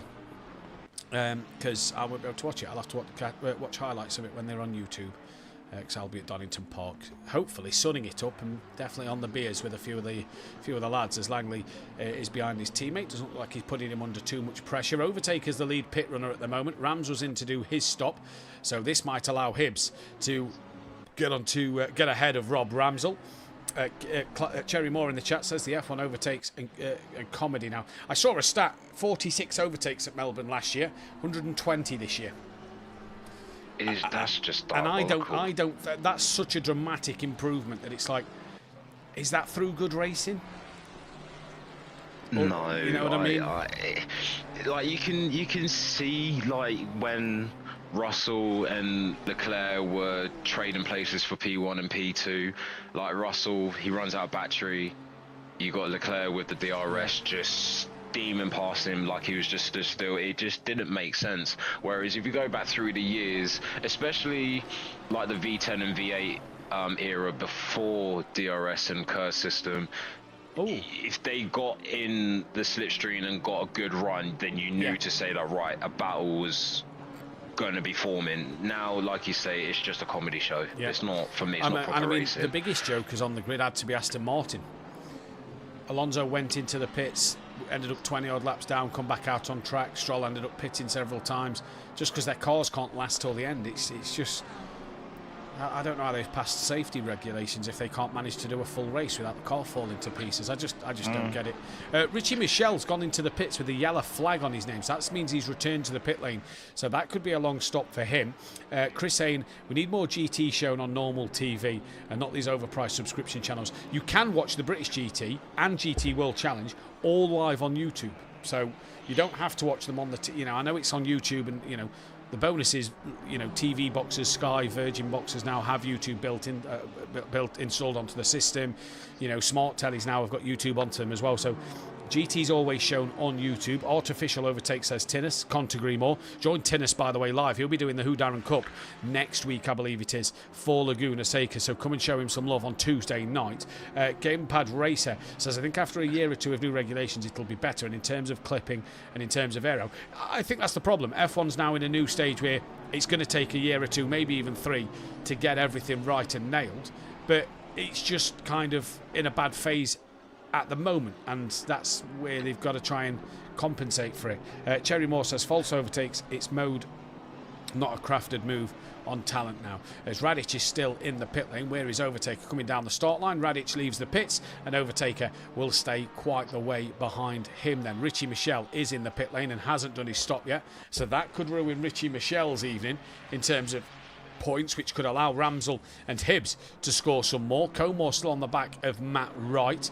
Mezin has left the pit lane behind Radic, behind Overtaker, behind Sokolov, but ahead of Vitas as Langley now enters into the pit lane, or did we lose Langley for a moment? No, I'm sure. Ben Rook into the pits. He must have drove into the pit lane. Ben Rook now in from the lead of the race. Schmidt follows him in as well. So Harris might take the lead of this race as the gold driver, the gold leader at the moment as well. And we'll see what will happen in this race. Comar closest battle on track with Matt Wright, going side by side now up through the S's. We get a nice little break in the window. And remember, if you aren't subscribed to the channel, do hit that thumbs up button if you like we see here, the bell to be notified, and subscribe to the channel if you are new. We'll be back on Tuesday night for the Who Darren Cup with Tinnis in the commentary box for the GT4 action there. Good for marketing, bad for drivers and fans. They have to spend so much money getting sustainable fuel and now going the electric route. I mean, do they even have a plan? I don't think they do have a plan, as Comar's very, very wide through the right-hander, manages to keep it all together, but has lost a bit of time to Matt Wright. Where is Radic on the circuit? Has this undercut worked? He's coming to the final corner, Jamahl. Ben's not even gone green yet, and Radic round in the final corner. This is going to be close. If Ben doesn't go green now, I think Ben is in the wrong position. He's just gone green. When is he off the limiter? That's going to be the crucial one. He's off the limiter now. Radic breaks in towards turn one. Will we see Ben Rook's car appear? There it is, but it is just ahead of Radic. It's possibly about the same as what it was, actually, about 1 second. Jumped Schmidt by a massive gap. Overtaker not far behind, probably say about a second between the two, but this is going to be juicy between Ben Rook and Radic towards the end of the race. I think Ben might have changed tyres. I'm not too sure. Let's see. Well, Schmidt, like you said, at 1.2 to overtaker, 4.5 off the back of Radic. That's crazy at the moment. So let's see what will happen there as this race develops. Langley didn't do his pit stop, so I wonder if Langley had a disconnection and has come back in. Richie Michel has not done his pit stop either, so a shame for Langley there to have that disconnection. Hibbs and Ramsell then might be back in a scrap here with Langley and Richie Michel as this race goes on. And Harris now enters the pit. Ben Rook puts a lap on Mike Matthews. Where is Mike after his pit stop? Down in 21st, but a few of the cars that Mike was McGowan he was racing, he's yet to have pitted in this race, and he's going to come into the box now because he stays under the yellow line. Closest fight on track to court is catching Messino at the moment for position, and we'll see where Harris, Gillies and McGowan come out, because Mackenzie and Class still going in this race. Indeed, I mean, we'll see if Harris changes tyres. Again, the track conditions are a lot cooler. It's 19 degrees track temp, so it depends on how hard these drivers have been pushing. I mean, again, a lot of these drivers have been battling, so it will put a lot more wear on the tyres. So we'll see where Harris filters out compared to Mackenzie. And you've raced Watkins Glen a lot more than me recently, Jamahl. What is tyre wear like around here on an overcast day like today? To be truthful with you, I haven't really raced Watkins when it's been this cold. I've mainly raced it when it's been quite hot. When it has been, say, more like between 30 to 40 degrees track, the tires do go off quite quickly. Again, because it's a high-speed track, quite fast flowing, high downforce, it can be a bit tricky. So again, it depends on how hard you're pushing, really. But again, I think in these cooler conditions, the tires should be able to just that little bit better. But yeah, again, you just got to see what the pace is like. That's a third stop-go of the day, because Ian McGowan's just got a stop-go 30 for speeding in the pit lane. Fight developing here between Harris, Marinich and Patrick Leger. So McGowan with that stop-go 30, that's going to really hurt him. Who's he behind? He's got Benny Varga just behind him. Miger's a little bit further back. So is Tom Cardno and Mike Mathew. So they've got a lot of work to do. Richie Michel and Leger in the pits. Hibbs has passed them two for position, and I believe so has Rob Ramsell now. So interesting to keep our eyes on them. But Radic gaining on Ben Rook. Gap's under a second now. He's starting to work his way towards him.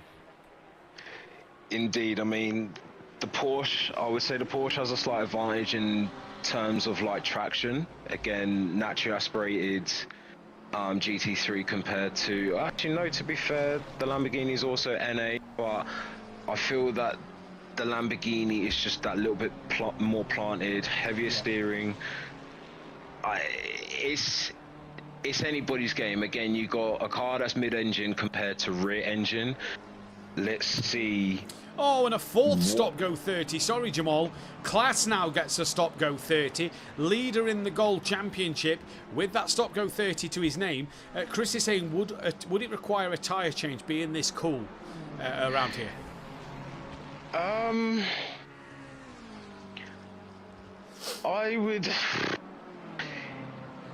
would say with the level of field, I mean, me personally, I probably would change tyres depending, but again, I would say if you're top 6 in the gap, there's like say maybe like a 5 to 6 second gap, then possibly, but other than that, I would probably stick to the tyres that you started on to just keep that position and just try and defend depending, but it's hard to say really. Yeah. Because again, the field is just, it keeps getting stronger and stronger each season, so it's kind of hard to say. It is indeed. McGowan in for his stop-go 30. Maiga's gone past him. This should allow Mike and Cordno looks like he's going to come into the pit lane. He's very, very slow. Mike's just gone right around the outside of him, and Cordno is into the pits. So what is Tom Cordno into the pits for here? Let me just take a look at my Simbot data. Probably fuel. Where is Tom Cordno? No, 65 litres in when he crossed the line last time round, so not sure what that is for Cordno. There's stop-go clear for McGowan. Richie Michelle stayed ahead, by the way, of Hibbs and Ramsell, but they both got ahead of Langley. So we'll see what happens. Oh, Langley getting right out the way. Radic followed him up until as late as he could in the slipstream, just to help him get a little bit closer to Ben. That gap's 0.3 of a second. So is Harris and Leger. So not sure why Cordno is back into the pits, but he is. Pletasek on the back of Gillies as well. And let's see Leger. Has this Ferrari in the slipstream of the Lexus got enough to just close in on Harris as they come up through the hill? McKenzie still going out there at the moment, so he's gone for a long strategy in this race so far. Normally people pit around that halfway mark. He's gone a little longer. And what's his fuel looking like in the car at the moment? Where is McKenzie? He's still got 12 litres actually left in the tank, so he's still got a bit of a way to go. He's still got at least another 3-4 laps in that car. I mean, the Nissan is meant to be the strongest around. Watkins apparently is meant to be really good on its tyres. I mean, I haven't seen anybody go this long around Watkins, but we'll see where he comes out when he jumps into the pits. Stop-go cleared for Class as well as he comes out the pits, just ahead of Maiga in 17th place. The one thing to say, if you are Mackenzie, you're probably not taking tyres. You're probably just going in, doing your 25 seconds of fuel and coming out, because you're not going to get the best advantage in 15 minutes or so of them newer tyres, are you? Let's be honest. He's probably just going to come in and try and gain 5 seconds that way. True. But then also, if he's going to be doing a splash and dash, he might change tyres towards the end of the race. Again, like, where would he filter in? He probably, that'll be what, between Harris and Gillies? Well, he was around Harris, wasn't he, before the pit stop, so he'd lose 61, 62 seconds by changing tyres, because obviously it's the 25 seconds fixed time. So yeah, I think he's just going to come in, fuel up and go. I don't think he's going to take the tyres at this stage of the race. And if you're taking tyres, you're pitting around that halfway mark to have as much time as possible on them fresher tyres towards the end. But right, we'll see what happens. Pletasek's gaining on Gillies. Not really many other fights happening out there at the moment. Bar Leger and Harris. In fact, Leger's got past Harris now going into the bus stop chicane. Leger is ahead. So good for Leger, and Radic has fell behind Ben a little bit, back up to 0.6 of a second. They've absolutely dropped Schmidt, by the way. He's 6.1 behind now.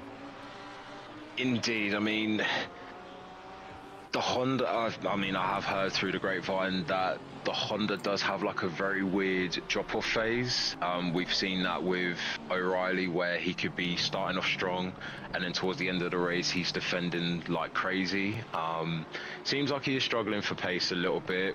He might not have changed tyres by the looks of it. I mean, overtaker being about 1.5 seconds behind with 20 minutes to go is still anybody's game. It ain't over till it's over.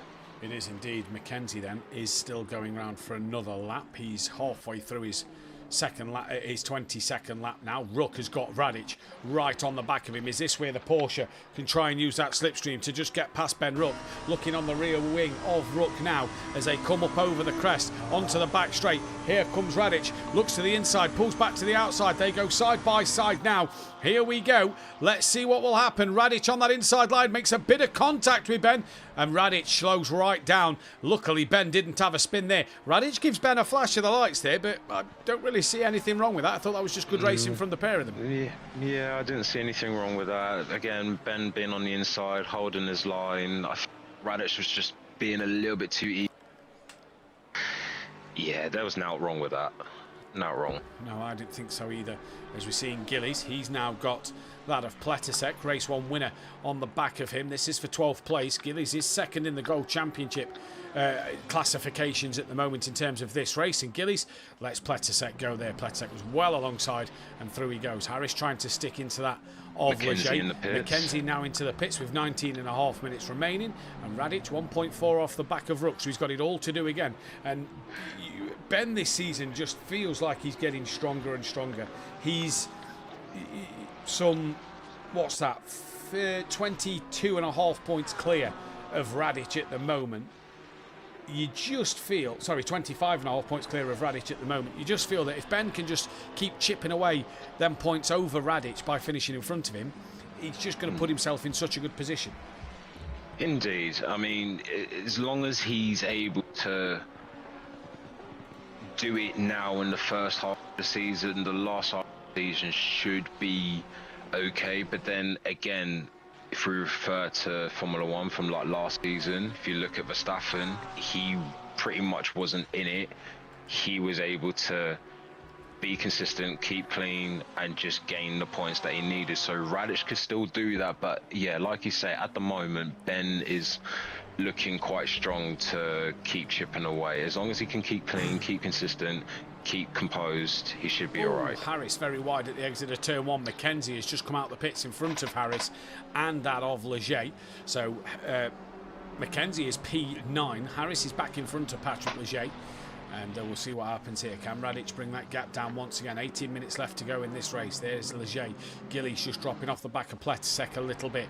Not many other fights to talk about. Hibbs has got Ramsell catching him. He's also got Langley slowly gaining on him as well. So we'll see what happens between them.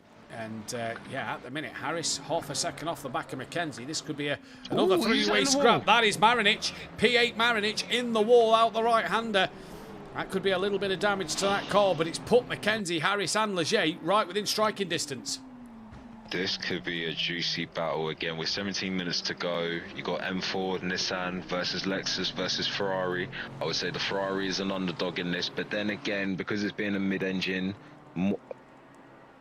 low to the ground, higher downforce, it's going to be interesting. It's going to be interesting. So yeah, we'll keep an eye on it. We will indeed, as Radic is back to 1.3 to Ben now. And let's see what happens here. Remember, next week we stay in America. We head to Laguna Seca. Tinnis will be in the commentary box for you on Tuesday night. Myself and Langley in the commentary box on Wednesday night, and then I believe possibly me and myself, of course, and maybe even Jamahl Clouden will join us back for Laguna Seca next week. Laguna always brings some interesting racing as well, doesn't it? It's one of them circuits that it doesn't look a lot, Laguna Seca, but it always provides great action again. Indeed, like Laguna is just the American version of Brands. Similar, yes. Similar brilliant length in lap times.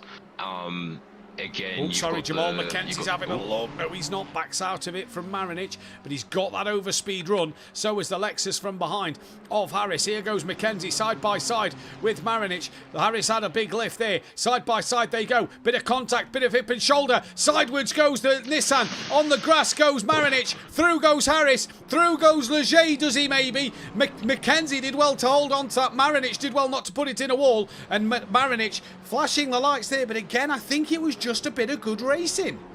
It was hard racing. Mackenzie kept that, I do not know, but that was hard racing.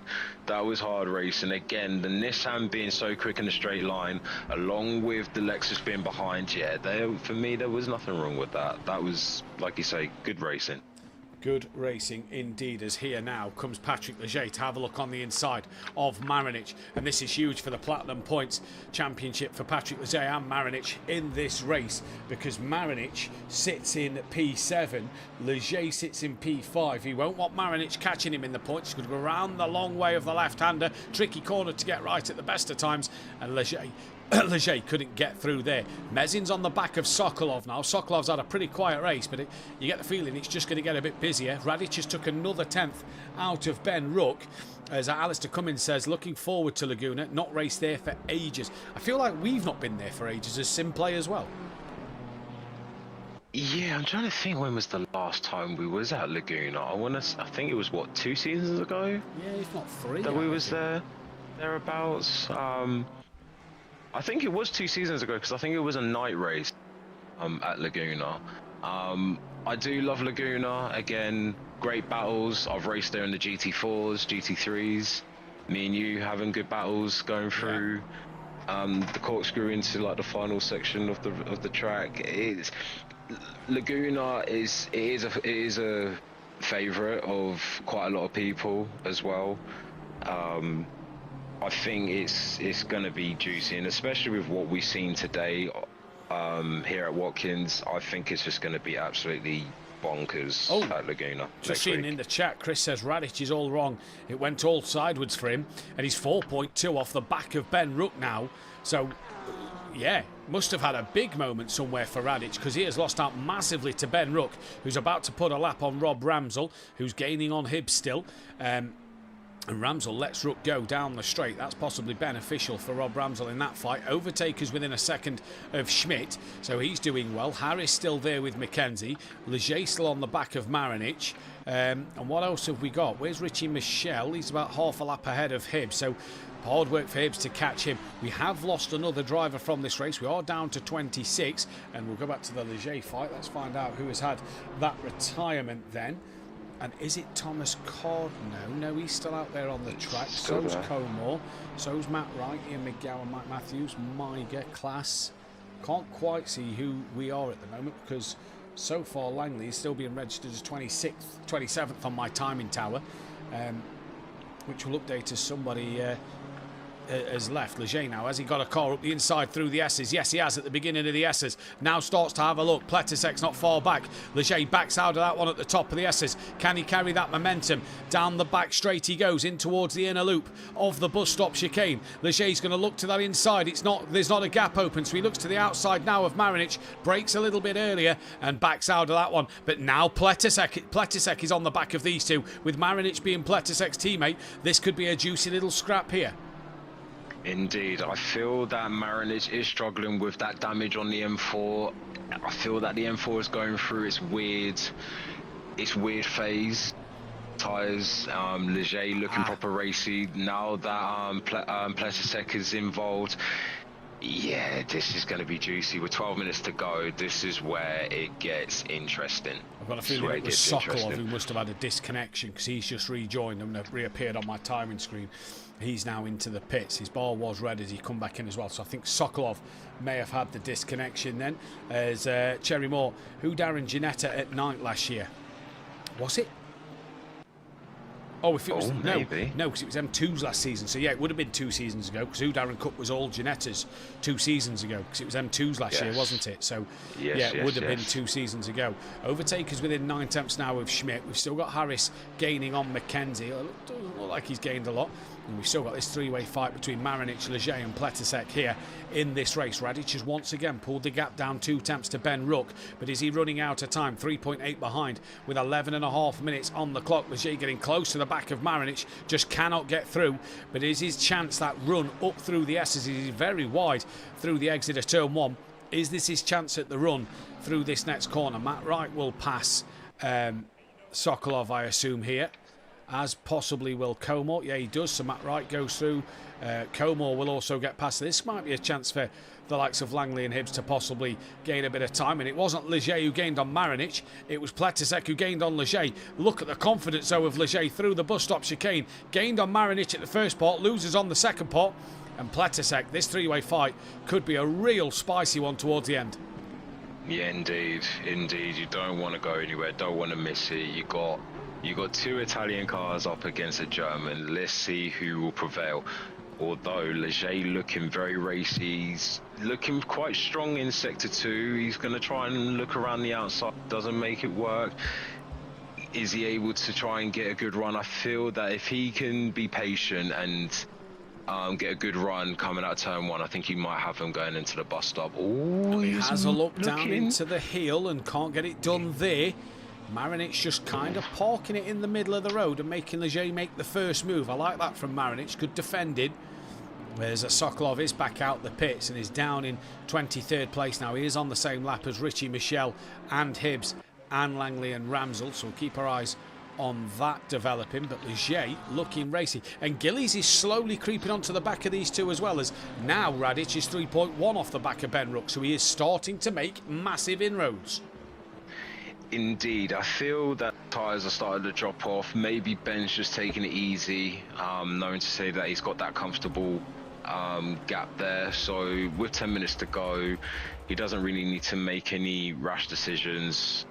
Just stay focused, just lap after lap. We'll see what happens. But again, with that bus stop chicane that here at Watkins, that's where it can change the game. But we'll see. Here goes Pletisek looking to the outside, race 1 winner. Can't do anything about it there. So a good job from that of Leger to keep that bit in front at the moment. I'm just struggling to think of drivers of the day at the moment, but I've got 2 that I'm putting on. Where did Gillies finish in that first race? That could be an interesting one to have a look. I'll have a quick look for you. Gillies was 20th, so I don't think a gold driver might make driver of the day in this one. Rook was 4th, so I think we've got to put Rook on there, haven't we, for a good day of racing for him. And then we'll always put that other comment who, if you don't agree with the 3 I've put. So I've gone with Pletisek, I've gone with Mackenzie, and I've gone for Ben Rook. I've already got my platinum driver of the day. Gold is a little bit harder, but I think I know what I'm going to say for gold. If you're looking at a gold championship at the gold category at the moment, Leger has a bit of a slide through the left-hander. Gillies gaining on these 2 as well. And now all of a sudden 4 cars within a second of each other in this last 10 minutes, last 8 minutes of this race then. What a race this could be so far for the likes of Ben Rook, who could extend that championship lead over Radic just a little bit more. Schmidt back in 3rd with overtaker 4th. He's dropped off the back. Mesin in a quiet 5th from Vita. Leger's got a good run. Sokolov, I've just remembered, Sokolov was fighting with Mesin. And that's the disconnection he's had, has put him down the order. As here goes Leger, looks to the outside at the top of the S's, tucks back in behind now. Has he got the momentum to stay behind the BMW and to maybe pull out to the outside line? Can he make more of a commitment? Goes to that outside line now. Does he get the long side? He does just about, and turns into the bus stop, but doesn't do it. Not brave enough to find it around the outside there. Gillies getting closer as well in this battle, and these 4 are going to go to the end, I think, in a great epic fight at this Watkins Glen circuit. Who wants it more? That is the main question. Marinic doing very well at defending against Leger. Again, I've raced against Leger before. He is very, very aggressive. I wouldn't say aggressive, but he likes to get on with it. That's the sort of guy that he is, and any slight mistake, he will just capitalize onto it. So let's see what he can do with the remaining 6 minutes on the clock.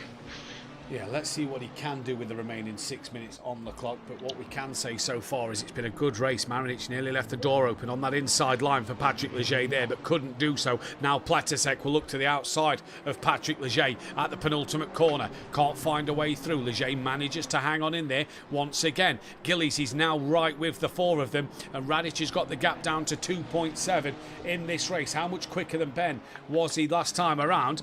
It was half a second no, 6/10 of a second last time round. So if he keeps going at 6/10 of a second, he'll be on Ben into that penultimate, maybe even the final lap of the race. So we'll see what will happen there. Ramsel's gaining on the back of Hibbs. Yet to see much of Hibbs and Ramsel in this one, but great to see them two who have always fought it out quite hard last season. Back at it once again in Ramsel's first race of the season this time around. But back to the Pletisek-Leger fight, because Leger's defending from Pletisek on the outside line. Pletisek's a lot more alongside than Leger, but backs out of that one at the bus stop. This just allowing Marinich to pull forward a little bit more. Indeed, again, Gilly's right there hard on the heels of Pletisek. It's anybody's game.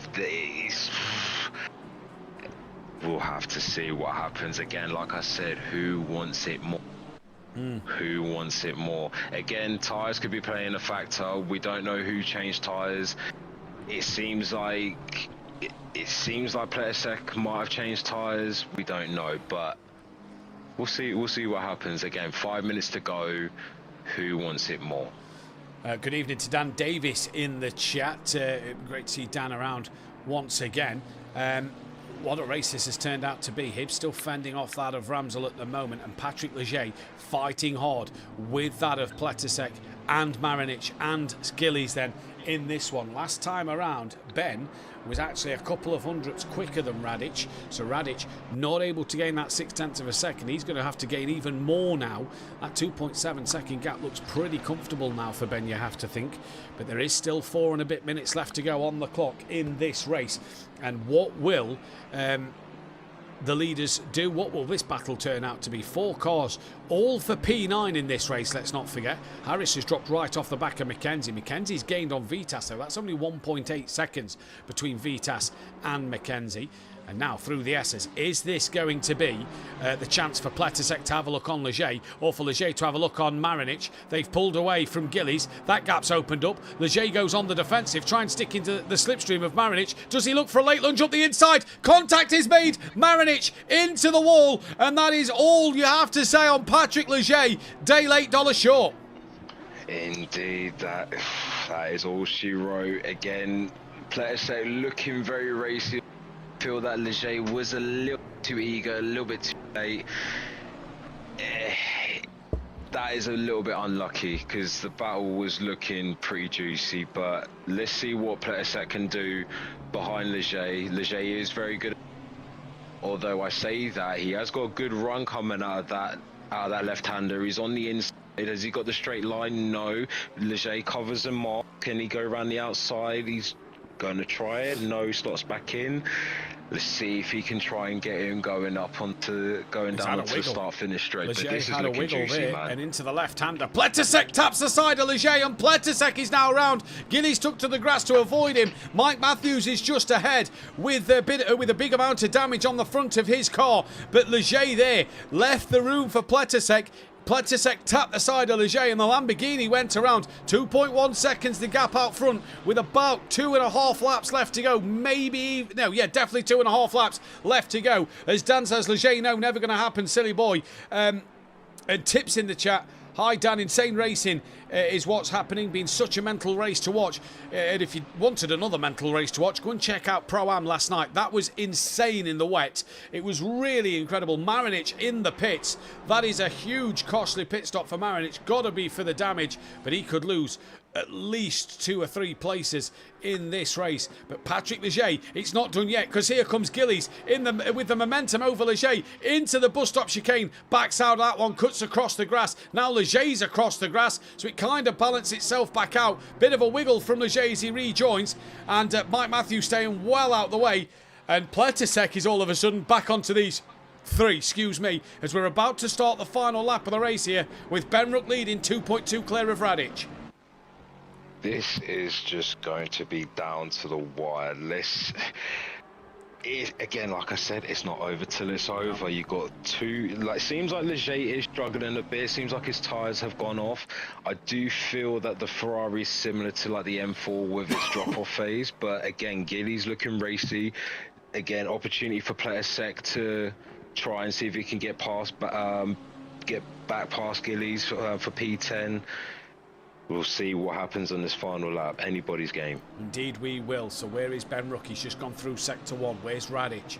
The gap's now 1.9. Radic has got to go hell for leather on this final lap to gain on Ben Ruck. Traffic will not play its part because the traffic is too far up the road for them, as Leger's about to start his final lap with Gillies and with Pletisek waiting in the wings. Has Marinic come out the pits? Yes, he has. Well clear. No, he's actually behind Ian McGowan. Well clear though of Mike Matthews, who's got big damage in this one. And let's see what's going to happen between this fight. Mackenzie's on the back of Vitas on the final lap as well. That's only 0.6 of a second there.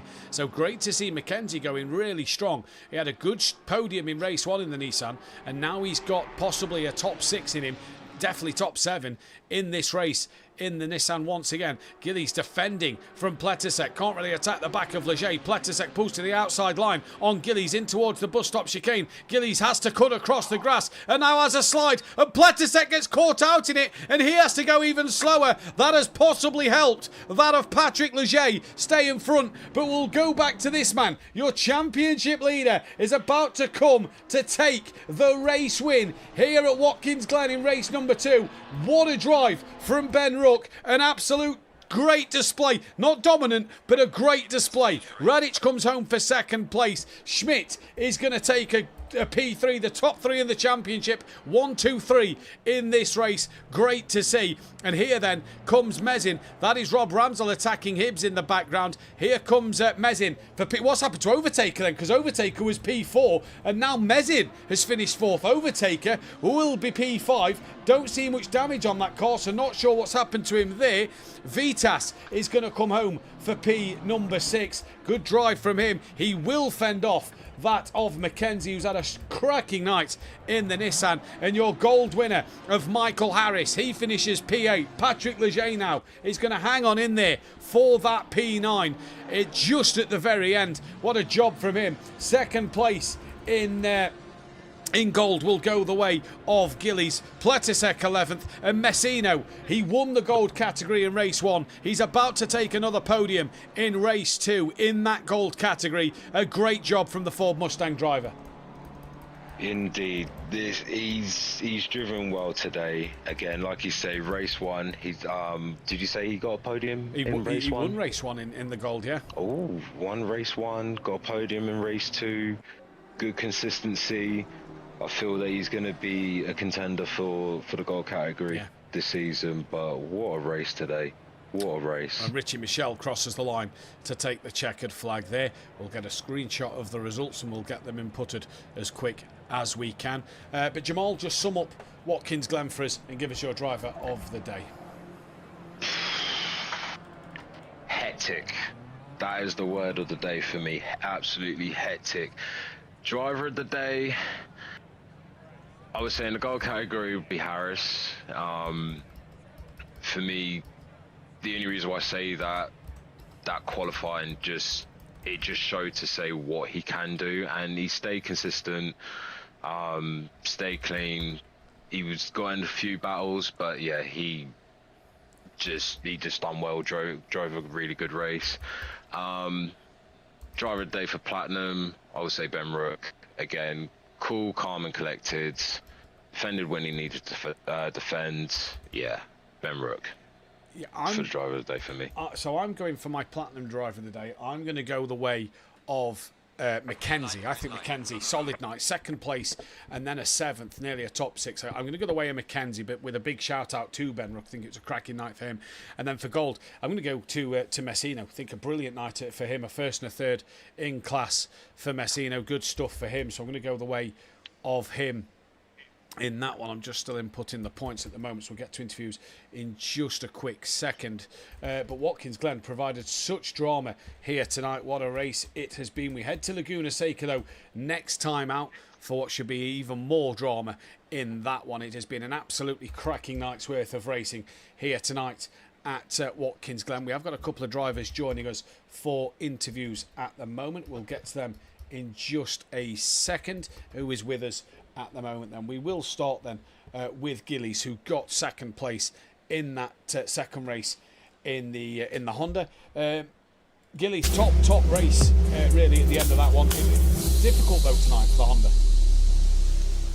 Yeah, it handles weird, and I hadn't really noticed some of the differences in lines that I was taking in corners until Jack, my teammate, was just like, "Why are you going so wide at these corners?" And I was like, "What, am I going wide?"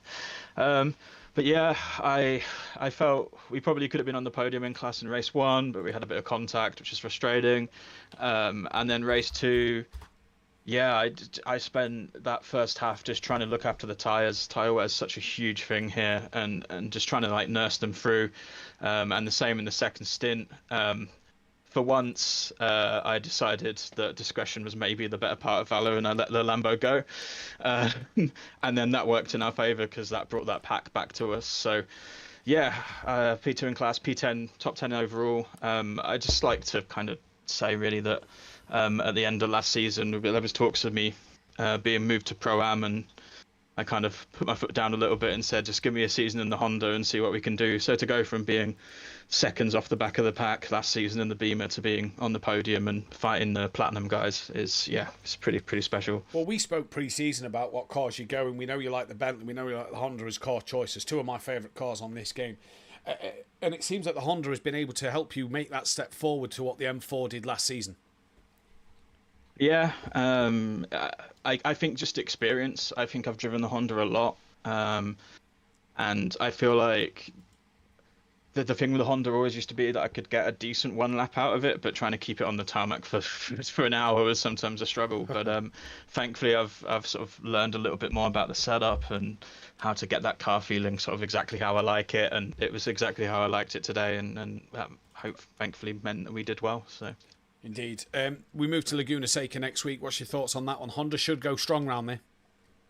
Yeah, I'm looking forward to it. I think it's a real fun track once you get into the rhythm. I think it's got the chance to be hectic, similar to this one, which obviously as a driver who's normally in the midfield is always quite exciting. Hopefully we can capitalise on some mistakes, and yeah, hopefully another strong result is coming our way next week. Well, congratulations on the P2 in race 2 in class there. We'll catch you next time. Cheers, thanks boys. And we'll go to Michael Harris, winner in race 2 in the gold category. Pretty eventful race for yourself there, Mike. It was pretty intense all the way through. You was in the thick of the fights with some of the Platinum drivers there. Yeah, race 2. Yeah, basically, I wasn't expecting the pace that I had in qualifying. And then obviously going into the race, fighting with the Platinum drivers. It was more so the first sector where the car just hit overdrive on that straight just before the bus stop. That's kind of what kept us in the fight with most people. But during the first stint, I'd probably say about halfway through, tyres started to give up. And then obviously pitting, getting a fresh set on, and honestly it felt as if I'd kept the same tyres on, but I swear I did change them. But you were saying about Mackenzie there, I thought I could have had a chance to maybe get past him again, but the tyres just fell off the cliff. My race pace was somewhere like 44.5, so I think that was my best lap the whole night. Yeah. In race trim, so I struggled a little bit, but at the end of the day, the results is what matters most. And I'm pretty pleased with the P1 in class, and I think P8 overall. Yeah. So yeah, decent points. It's kind of ebbing and flowing between you and class at the moment, isn't it? He had the better race 1, you had the better race 2. It seems to be that's the way the theme is running this season. Yeah, it seems to be. I mean, we got a little bit unlucky on that first lap with obviously bunching up and then people having a few mishaps. So it was just a case of wrong place, wrong time for me in that one. So it was just a case of getting back to the pits, repair what we could. I mean, the steering wheel was a little bit wonky, so I didn't want to obviously upset anybody else's race if I carried on with the damage. So it was just a case of get back, see what we can get out of the car in the sprint race, really. And thoughts on Laguna Seca next week? What can Alexis and yourself do around there? Me and Alexis do tend to get on. Not great, but okay. I'd say I'm pretty on the pace there, but everybody else just seems to rock up on the week, and their pace is just so much better than mine. But we'll see how the week goes with practice, and hopefully we can get another decent result like tonight. Well, congratulations on the race win in gold for race 2. We'll see you next week. Yeah, thank you very much. See you then. We turn to Radic now. Franco, good pace tonight, really good pace tonight, good qualifying pace, and good race pace as well. Just didn't have enough to get past Ben in the end. Yeah, like Porsche is just so terrible in the straights. Even with the perfect slipstream, I could barely get side to side with him. And then once I managed to get side by side with him, we had like a little contact, and then I managed to save the car. And then like few laps after that, I missed the chicane and almost crashed. So good race at the end for me. I'm happy with the P2. P2 I really had a really good pace. Yeah, really good pace tonight. P2 a strong result as well. Just trying to keep Ben honest in that championship. Obviously, you're the one who's his main challenger at the moment. Just got to start chipping away some points from him. Yeah, I don't think that's gonna happen, especially with the upcoming races. I think he is going to fly away. I think I'll just fight for like P2 or 3. So, because Laguna is, I don't like the track at all, and then Stenterton, I never driven a single lap around the track, so no clue. We'll see how it goes. We'll see how that one goes. Yeah. Thoughts on Laguna though, finally for next week? I absolutely hate the track. A few times I've driven it, it's just so slippery, and like every corner is dangerous. There are so many bumps and sausage curves you have to watch, and then especially in Porsche, because the biggest issue with Porsche is even if I have a really good race pace, once I get behind somebody, it takes forever to overtake, unless they make a mistake. And then in Laguna, when every single corner is where you can only go in a one by one, you can go side by side.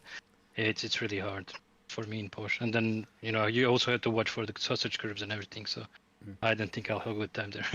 Well, we'll see what happens next week. Congratulations on P2 tonight. We'll catch you next time. Yeah. Also, shoot out to Ben. He in really good pace and great race for him. He didn't make a single mistake the whole night. Exactly. Thank you very much, buddy. We'll see you next time. See you guys. GG's. And we can move over to Ben Rook now, championship leader in the platinum category. Ben, top night for yourself. Not as probably as comfortable as you've liked, because Radic, Schmidt, Overtaker, they kept you all honest all throughout that entire race. I was terrified of them, I'm going to be honest. They're just, some of the corners, especially in Sector 1, they were just flying. And I thought I was really in the dump. But it worked out in the end. So I'm happy. Yeah, it worked out in the end. It's been a couple of weeks now where you've had some good races. Obviously, Kyle Army, the 90-minute race last week was a really good one for you. Race 1 tonight, P4, and then the win in race 2. It's just slowly starting to get into a nice rhythm for you at the moment. It is, yeah, and I don't know how, but I'm going to keep trying to do what I'm doing. Thoughts on Laguna for next week? It's like Radic has just said, it's a difficult place to overtake, is Laguna Seca, so what can you do around there? Well, we all know what happened last time. Got my first win here. So it's definitely going to be a track in my favourites for a long time. As long as it's cool, then the Lambo should be good round there. Yeah. Well, Ben, congratulations on the race win. We'll catch you next time. Really well done tonight.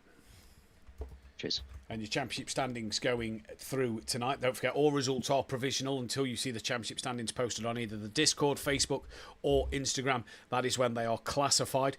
Ben Rook leads the way on 440.5 points. He is 31.5 points clear of Radic, who is on 409. Schmidt is P3 on 385 from Vitas in 4th.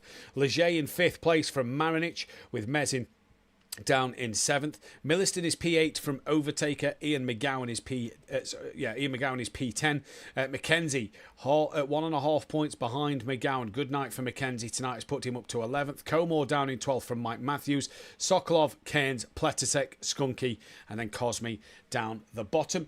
And in the Gold Championship, it is Class, who is 3 points clear of Harris tonight. 287.5 place 284.5. Hibbs is on 238, so he's some 50 odd points back, or 40 odd points back, but he's still in this one. He's had a bad night tonight, but I'm sure that one race could all turn on its head over the other two. Messino is up to 4th with DeCourt in 5th.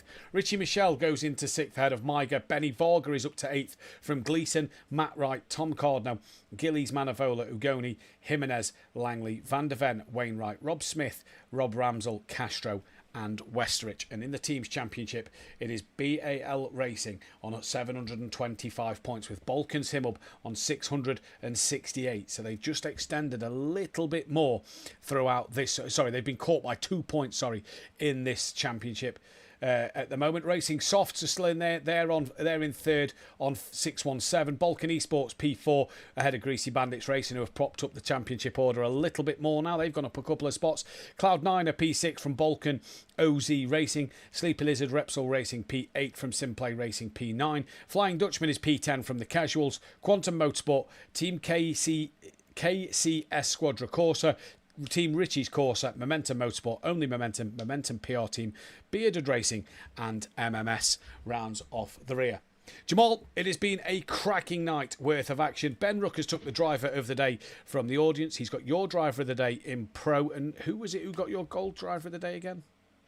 Harris. Harris for your gold driver of the day. I went for Mackenzie and for Messino. But what a night it has been, Jamahl, at Watkins Glen. It has. It's just been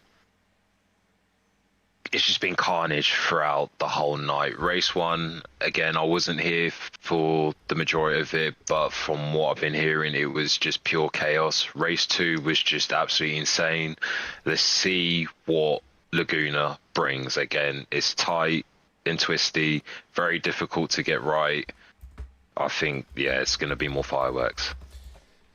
It is going to be more fireworks, and let's see what will happen in a week's time. Remember, Tinnis will be in the comms box on Tuesday night. Come and join him live for the Who Darren Cup at Laguna Seca. He'll be with you for the next 2 Who Darren Cups, so come and show him some love on a Tuesday night. Me and Langley will be back on Wednesday, and it'll be me back. We'll see if Jamahl comes back as well next Thursday night for some more action in what has been one of the best seasons of SimPlay Motorsport so far. The weather has played its part. The driving has been phenomenal, and you're not going to want to miss the next 6 weeks of action. Halfway stage of the season next time as well, so let's see what happens.